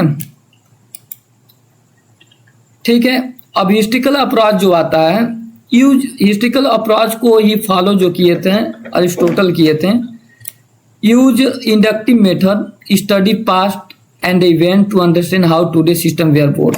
मतलब इंडक्टिव मेथड का स्टडी करना, study past record and event to understand how today system were born. मतलब पास्ट का अध्ययन करके समझो कि इस समय का जो सिस्टम है कैसे बोर्न हुआ और उसमें चेंजिंग लाओ। ठीक है, ठीक है। जैसे use by thinker like Montesquieu हो गए, ठीक है, मॉन्टेस्क्यू हो गए, सीली हो गए, हैरोल्ड लास्की हो गए। ठीक है, अब बात आ गई लीगल। तो एक चीज समझिएगा दोस्तों, इंडक्टिव मेथड एक प्रयोग है, मतलब पास्ट का अध्ययन करके आप किसी कंक्लूजन पे पहुंचो, और ये जो डिडक्टिव मेथड है पहले कंक्लूजन पे पहुंच जाओ कि ऐसा होना चाहिए, फिर उसको इम्प्लीमेंट करो। और इंडक्टिव मेथड एक साइंटिफिक मेथड है, ऑब्जर्वेशन करना। इसको कौन फॉलो किया था, अरिस्टोटल ने किया था। और जो डिडक्टिव मेथड है इसको कौन फॉलो किया था, इसको प्लेटो ने किया था। ठीक है, अब इसी में एक और अप्रोच आता है, लीगल अप्रोच। तो इसमें जो look at state purely as a legal machine made to read run law, मतलब हॉब्स ऑस्टिन लीगल अप्रोच में जो मेन इसके जो विचारक हैं हॉब्स हुए, ऑस्टिन हुए, और ये क्या करता है, किस दृष्टिकोण से पॉलिटिक्स को देखता है, ये देखना, look at state purely as a legal machine. वो लीगल मशीन की तरह स्टेट को देखता है। वो मान के चलता है कि स्टेट का काम है रूल बनाना, रेगुलेशन बनाना, ठीक है ना, और इससे कोई मतलब वीकनेस क्या है इसका, ignore public feeling, caste, money and political culture. मतलब ये स्टेट को एक ही रूप में दृष्टिकोण से देखता है कि ये स्टेट का काम है लीगल मशीन, मतलब लॉ बनाना, कानून बनाना, उसी को लागू करना, और उसको पब्लिक फीलिंग्स, कास्ट, मनी को वो नहीं ध्यान देता है। अब इंस्टीट्यूशनल अप्रोच आ जाता है दोस्तों, जो हम बता चुके हैं। इंस्टीट्यूशन मतलब कैसे हो गया, मान लो एक गवर्नमेंट के 3 ऑर्गन हैं, एग्जीक्यूटिव हो गए, और फिर उसके बाद जुडिशरी हो गया, लेजिस्लेटिव हो गया, इन तीनों को इंस्टीट्यूशन कहेंगे। Study only formal office like parliament, court, minister, written constitution. इसके जो विचारक सपोर्टर हैं वर्सी हैं, डाइसी हैं। तो समझना दोस्तों, इंस्टीट्यूशन अप्रोच पे फोकस करता है, सिर्फ इसको कोई मतलब नहीं है कि ignore individual human behaviour and backdoor politics. मतलब इंडिविजुअल क्यों वोट देते हैं इससे कोई मतलब नहीं है, ह्यूमन वैल्यूज कोई मतलब, उसी पे गवर्नमेंट का इंस्टीट्यूशन कैसा है उसी को ध्यान देगा। तो हम लोग समझ गए कि जो वर्ल्ड वॉर सेकेंड से पहले सिर्फ लीगल और गवर्नमेंट के फंक्शंस और गवर्नमेंट का इंस्टीट्यूशन अप्रोच से पॉलिटिक्स को देखा जाता था। लेकिन जैसे सेकेंड वर्ल्ड वॉर हो गया उसके बाद दृष्टिकोण बदला पॉलिटिकल साइंस को समझने के लिए, उसका नया दृष्टिकोण आया जिसको हम लोग इस नाम से भी जानते हैं, मॉडर्न अप्रोच आया जो इंडिविजुअल पे भी फोकस करता है, बहुत सारे चीज़ों पे फोकस करता है। तो आइए देखते हैं। तो एक अप्रोच है सोशोलॉजिकल अप्रोच पॉलिटिकल साइंस को समझने के लिए, study how caste, religions and the social background change the personal political decision. मतलब सोशोलॉजिकल अप्रोच जो है सेकेंड वर्ल्ड वॉर के बाद आया, ये कास्ट, रिलीजन, सोशल बैकग्राउंड जो है कैसे किसी व्यक्ति का डिसीजन चेंज कर सकते हैं। जैसे एक लीडर कास्ट के आधार पर वोट ले सकता है, जैसे भीमराव अंबेडकर जी ने रिजर्वेशन सिस्टम लाया, कास्ट के लिए लाया, और कई लोग होते हैं कास्ट के आधार पर वोट दे देते हैं। तो सोशोलॉजिकल अप्रोच इस दृष्टिकोण से पॉलिटिकल साइंस को समझने में मदद करता है। ठीक है। दूसरा है psychological approach, study how fear, greed, habit and leader personality change the politics. इसके सपोर्टर है हैरोल्ड। ठीक है। तो एक समझने ये बताता है कि कैसे fear, greed, habit and leader personality जो है पॉलिटिक्स को चेंज करते हैं। इस अप्रोच से हम लोग देख सकते हैं कैसे क्यों इंदिरा गांधी ने इमरजेंसी लागू किया। साइकोलॉजिकल अप्रोच से उनका दिमाग पढ़ने के उनके पीछे का रीजन क्या है, बहुत सारे रीजन दिया जाता है, सत्य क्या है, तो ये चीज़ हम समझ सकते हैं। तो ये अप्रोचेस से दृष्टिकोण है, इस दृष्टिकोण से भी हम पॉलिटिकल साइंस को समझ सकते हैं। इस दृष्टिकोण को जो सपोर्टर हैरोल्ड है। ठीक है। इकोनॉमिकल अप्रोच आ जाता है जिसका सपोर्टर है मार्क्सिस्ट। ये believe that history and politics are derived by money, land, fight between rich and poor. जैसे ये मान के चलते, इकोनॉमिक्स अप्रोच मान के चलते हैं कि history and politics are derived by money, land, right, fight. मतलब मनी फाइट के लिए आपस में रिच पुअर आपस में लड़ाई करते हैं, और स्टेट का काम उसमें क्या होता है इसको समझना। तो इस दृष्टिकोण से भी देख सकते हैं। इकोनॉमिक्स अप्रोच को सपोर्टर है कार्ल मार्क्स हो गया। ठीक है। अब बात आती है इसमें सिस्टम अप्रोच है, view the political system like open engine that take input from society proceed give out decision. David Easton. System approach भी आता है जिसको आप डीपली आगे जाकर समझेंगे। डेविड ईस्टन ने सिस्टम अप्रोच की बात किए थे। इन्होंने बोलता है कि पॉलिटिक्स एक सिस्टम की तरह काम करता है, जिससे ये क्या करता है, इसमें इनपुट होता है, आउटपुट होता है, फिर फीडबैक होता है। मतलब समझने को political science like open engine है। Take input from society proceed give out decision. मतलब इनपुट मतलब क्या कमियां है ये समझ सोसाइटी से लेता है, और उसमें क्या करता है आउटपुट के रूप में डिसीजन देता है, और लोग उसमें फीडबैक देते हैं, अगर सही है तो वो पॉलिसी के रूप में आ जाता है। तो डेविड ईस्टन ने दिया था। ठीक है। सिस्टम अप्रोच को। फिर स्ट्रक्चर फंक्शनल अप्रोच आता है, मतलब जो हम लोग उसमें पढ़े हैं ट्रेडिशनल अप्रोच में स्ट्रक्चर। तो स्ट्रक्चर मतलब लेजिस्लेटिव हो गया, पार्लियामेंट हो गया। ठीक है। तो अब वो स्ट्रक्चर फंक्शन क्या करता है, जैसे लेजिस्लेटिव जो फंक्शन करता है, जैसे पॉलिसी इंप्लीमेंट करता है, उस पॉलिसी से लोगों को कैसे प्रभाव करता है। तो स्ट्रक्चर के साथ साथ इसका फंक्शन और उसका फंक्शन के इफेक्ट का अध्ययन इस अप्रोच से किया जाता है। Believe society is like a body where different part structure like court, party, legislative, executive होते हैं। They are own fix job function to keep the system healthy. मतलब इस अप्रोच से आप स्ट्रक्चर जैसे स्ट्रक्चर जुडिशरी हो गई, पार्लियामेंट हो गया, उसके फंक्शन का भी अध्ययन इस दृष्टि से किया जाता है, क्योंकि ये पॉलिटिकल का हिस्सा है, इसी को कहते हैं। इनपुट आउटपुट मॉडल जो डेविड ईस्टन बोले थे, हम समझ इनपुट आउटपुट मॉडल हो गया। मतलब डिमांड इनपुट क्या हो गया, demand supported given by common people. Demand किया गया, लोगों द्वारा सपोर्ट किया गया इनपुट के रूप में कॉमन पीपुल के द्वारा। उस conversion minister officer discuss and making the law. ठीक है। और उसी इनपुट जो डिमांड किया गया उस पर एक कन्वर्सेशन हुआ। कन्वर्सेशन में minister officer discuss making law किए और आउटपुट फाइनल आउटपुट क्या है, वही minister final law order policy made by government और वो लोगों को दे दिए। अब फीडबैक क्या हो गया, public reaction to new law which created a fresh demand. अगर फीडबैक अच्छी आई तो वही चलेगा, नहीं तो न्यू डिमांड आ जाएगा लोगों की। ये प्रतिक्रिया चला आता है, इस इकोसिस्टम थ्योरी में इन्होंने दिया। मान के चलिए कि इनपुट क्या है, लोग डिमांड किए और उसी इनपुट पे गवर्नमेंट क्या करती है, पॉलिसी बनाती है और उसको क्या कहते हैं, जब गवर्नमेंट पॉलिसी बनाती है लागू कर देती है तो उसको आउटपुट कहते हैं। तो output automatically input automatically output में कन्वर्ट हो जाता है और आउटपुट जब लोग में पॉलिसी लागू होता है तो लोग फीडबैक देते हैं। अगर फीडबैक खराब होता है तो क्या करती है, गवर्नमेंट उस पॉलिसी को रिप्लेस करती है, न्यू पॉलिसी बनाती है। तो यही सर्कल चला आता है, ठीक है।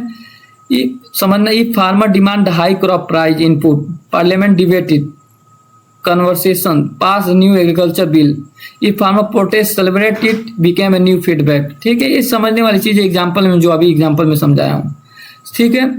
बिहेवियर, इसमें एक और आता है जो सबसे चीज है, मैं इसको शॉर्ट में बता देता हूँ दोस्तों। बिहेवियर अप्रोच 1950 से 1960 में इसका उत्पत्ति हुआ था। इस दृष्टिकोण से भी पॉलिटिकल साइंस को समझा जा सकता है। पॉलिटिकल साइंस में बहुत सारे बदलाव आए जो समझने वाली चीज है। इस दृष्टिकोण के जो सपोर्टर हैं डेविड ईस्टन ही है। Stop look it only static building institution started study real human actions by people what way they do. मतलब सिर्फ आप जो ऊपर हैं जो रियल सिर्फ ट्रेडिशनल वाले जो अप्रोच हैं वो क्या किसका सिर्फ वो किसको देखते हैं, किसका अध्ययन करते हैं। ट्रेडिशनल वाले यहाँ पे देखना आप लोग, ट्रेडिशनल इनपुट आउटपुट सिस्टम कैसे काम करती है, उसका फंक्शन कैसे काम करती है, लीगल, इस अप्रोच से देखा जाता है। तो ये बिहेवियर अप्रोच जो आता है वो डायरेक्ट कर देता है स्टॉप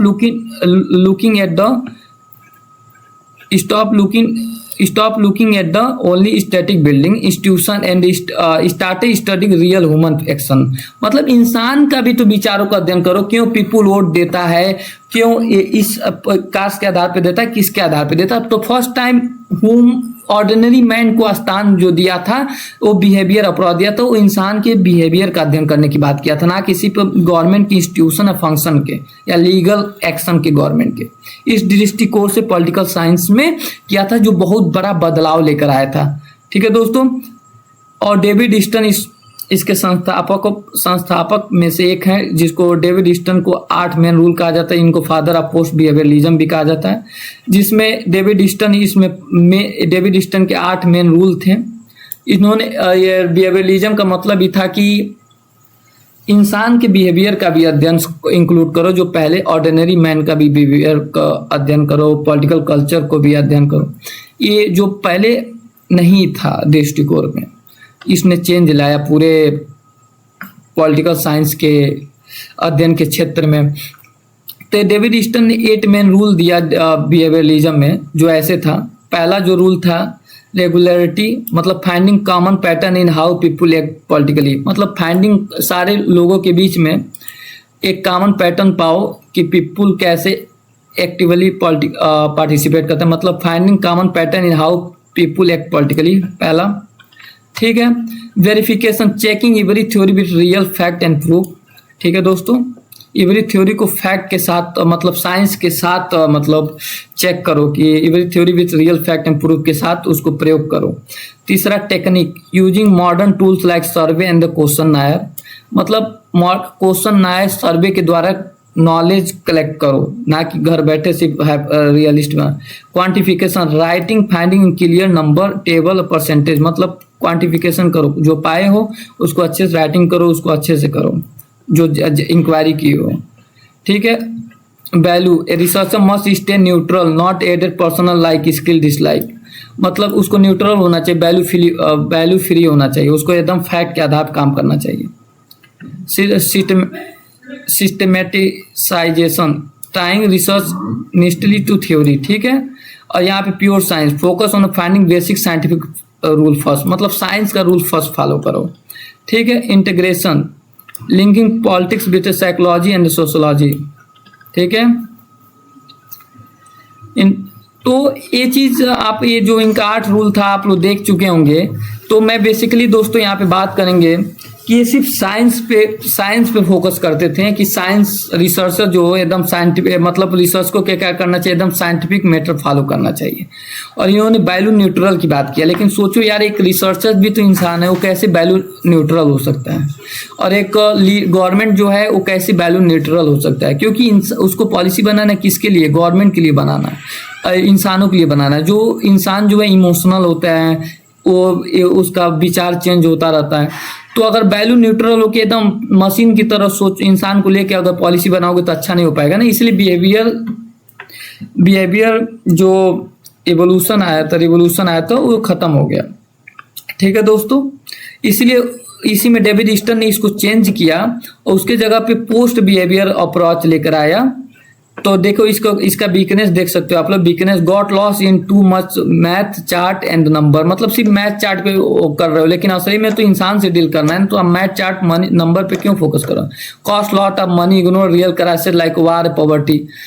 वार प्रॉवर्टी को भूल जा रहे हो, आप सिर्फ नंबर चार्ट साइंटिफिक मेथड को प्रयोग कर रहे हो, रूल एंड रेगुलेशन से मतलब ही नहीं है लोग। तो इसीलिए पोस्ट बिहेवियर अप्रोच आया और ये अप्रोच बताया कि इंसान को, लीडर को या पॉलिटिकल साइंस समझने के लिए वैल्यू होना चाहिए। क्योंकि एक लीडर या गवर्नमेंट जो है उसको क्या करना, डिसीजन लेता है तो इंसान से के लिए डिसीजन लेता है। अगर वो वैल्यू फ्री होगा, सिर्फ मशीन बन के डिसीजन लेगा, तो नहीं देश का भला हो पाएगा।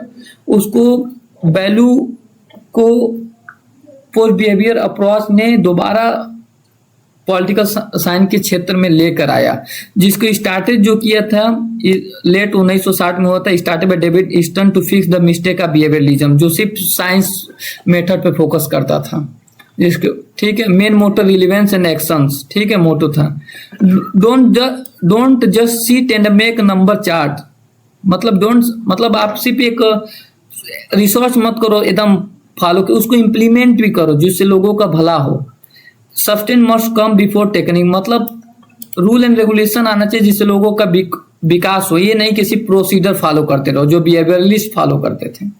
Use political science directly to solve real problem like war, hunger, racism, injustice, मतलब पॉलिटिकल साइंस को यूज करो तो प्रॉब्लम लाइक वार को दूर करो, हैंगर दूर करो, डेमोक्रेसी प्रमोट करो, डेवलपमेंट प्रमोट करो, ना कि सिर्फ आप मशीन रूल एंड रेगुलेशन को फॉलो करो, भले लोगों का विकास हो या नहीं हो। तो बेसिकली ये अप्रोच थे जिस अप्रोच से पॉलिटिकल साइंस को देखा जा सकता था। उसके कितने अंग होते हैं उसको हम लोग देख सकते थे। बेसिकली ये चीज समझने वाली चीज है।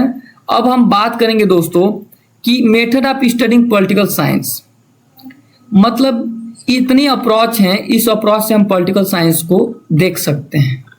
लेकिन इस अप्रोच को, पॉलिटिकल साइंस को देख सकते हैं तो उसके लिए डाटा कैसे कलेक्ट कर सकते हैं? मतलब method of studying political science, मतलब ये मेथड है जिससे हम लोग पॉलिटिकल साइंस को डाटा कलेक्ट कर सकते हैं और उसको समझ सकते हैं, उसमें चेंजिंग ला सकते हैं। पहला क्या है? ऑब्जर्वेशनल मेथड, सीइंग डायरेक्टली, मतलब going directly to place to watch how government actually work. मतलब ऑब्जर्वेशनल मेथड में क्या होता है कि रिसर्चर हो गया या आप हो गए, अगर पॉलिटिकल साइंस को समझना है तो डायरेक्ट आप उस प्लेस पे जाओ जहां गवर्नमेंट काम कर रही है, उसको नोटिस करो। ठीक है, for example lord Bryce travel to different country to see real democracy. ठीक है, दूसरे कंट्री में गए थे। मॉन्टेस्क्यू जो है, Montesquieu visiting England to study how their parliament court were separate. Montesquieu England गए थे, वो देखे थे कि कोर्ट और पार्लियामेंट कैसे सेपरेट है। और दूसरा मेथड है ज्ञान की प्राप्ति करने में पॉलिटिकल साइंस में, उसका है putting two more system side by side to find common rule. मतलब कंपैरेटिव पॉलिटिक्स का मतलब ये होता है कि एक देश के पॉलिटिकल सिस्टम को दूसरे देश के पॉलिटिकल सिस्टम से कंपेयर कर दो। फॉर एग्जाम्पल अरिस्टोटल ने 158 different city constitution to find the best form of government. उन्होंने 198 कॉन्स्टिट्यूशन को रीडिंग किया सिटी स्टेट के, और क्योंकि वो चाहते थे कि best form of constitution, best form of government को पा सके जिससे समाज की प्रगतिशील हो। तो कंपैरेटिव मेथड क्या होता है, एक देश के नियम कानून के दूसरे देश के नियम कानून से कंपैरेटिवली कंपेयर करना और उससे अच्छा चीज लेना, ठीक है। और थर्ड जो है एक्सपेरिमेंटल मेथड हो गया, looking at every new government rule a law as a real world racial experiment, looking at the every new government rule and the law a real world racial experiment। मतलब समझिएगा दोस्तों, Gilchrist कोटा, every change in government, every new law pass in experiment in political science। मतलब for example दोस्तों, starting in the Panchayati Raj system in India, setting up United nation. मतलब दोस्तों क्या है एक्सपेरिमेंटल मेथड, मतलब पंचायती राज सिस्टम को experimental method के द्वारा इसको लागू किया गया था और वही आगे जाके एक व्यापक रूप लिया जिससे आज लोकल गवर्नमेंट में फायदा मिलता है। अब लास्ट जो है दोस्तों statistical method, using number survey, जिससे आप ज्ञान की प्राप्ति कर सकते हो। वो जो अप्रोच था, दृष्टिकोण था, किस दृष्टिकोण से आप पॉलिटिकल साइंस को देख सकते हो, लेकिन कैसे नॉलेज प्राप्त कर सकते हो ये मेथड है। तो स्टैटिकल मेथड क्या है, using survey, counting vote, making electoral prediction and analyse poll data to understand what public want, अर्थात Charlie Merriam Gosnell study why voter skip voting. Charlie Merriam जो थे वो स्टडी किए थे वाई वोटर स्किप वोटिंग, क्यों voter जो है voting से स्किप करते हैं दोस्तों। और स्टैटिकल मेथड से हम सर्वे कर सकते हैं, काउंटिंग वोट कर सकते हैं, मेकिंग इलेक्शन प्रेडिक्शन कर सकते हैं दोस्तों। ये आज हम लोग पढ़ लिए हैं कि पॉलिटिक्स क्या है, पॉलिटिकल साइंस से अंतर क्या है, पॉलिटिकल साइंस के फादर कौन से हैं, अरिस्टोटल का पॉलिटिकल साइंस में क्या रोल था, इसका स्कोप क्या है, फिर इसका मीनिंग क्या है, ठीक, इसका इम्पोर्टेंस क्या है, इसका स्कोप क्या है, इसका नेचर क्या है, इसका अप्रोच क्या है इसका अध्ययन करने का, इसका मेथड क्या है इसका अध्ययन करने का, ये सारे हम लोग पढ़ चुके हैं। तो बेसिकली दोस्तों लास्ट में इतने बोलेंगे, समझने की कोशिश करिएगा। पॉलिटिक्स एक ऐसी प्रोसेस है जिससे देश की उन्नति भी होती है, देश की नरक भी होती है। इसीलिए एज ए समझदार स्टूडेंट, एज ए जिम्मेदार नागरिक के तौर पे वोट हमेशा अच्छी लीडर को देना चाहिए, जात पात पे नहीं देना चाहिए। और आशा करते हैं आपको ये वीडियो समझ आई होगी और आपको ये पता चला होगा कि पॉलिटिक्स होता क्या है। तो दोस्तों जय हिंद, जय भारत।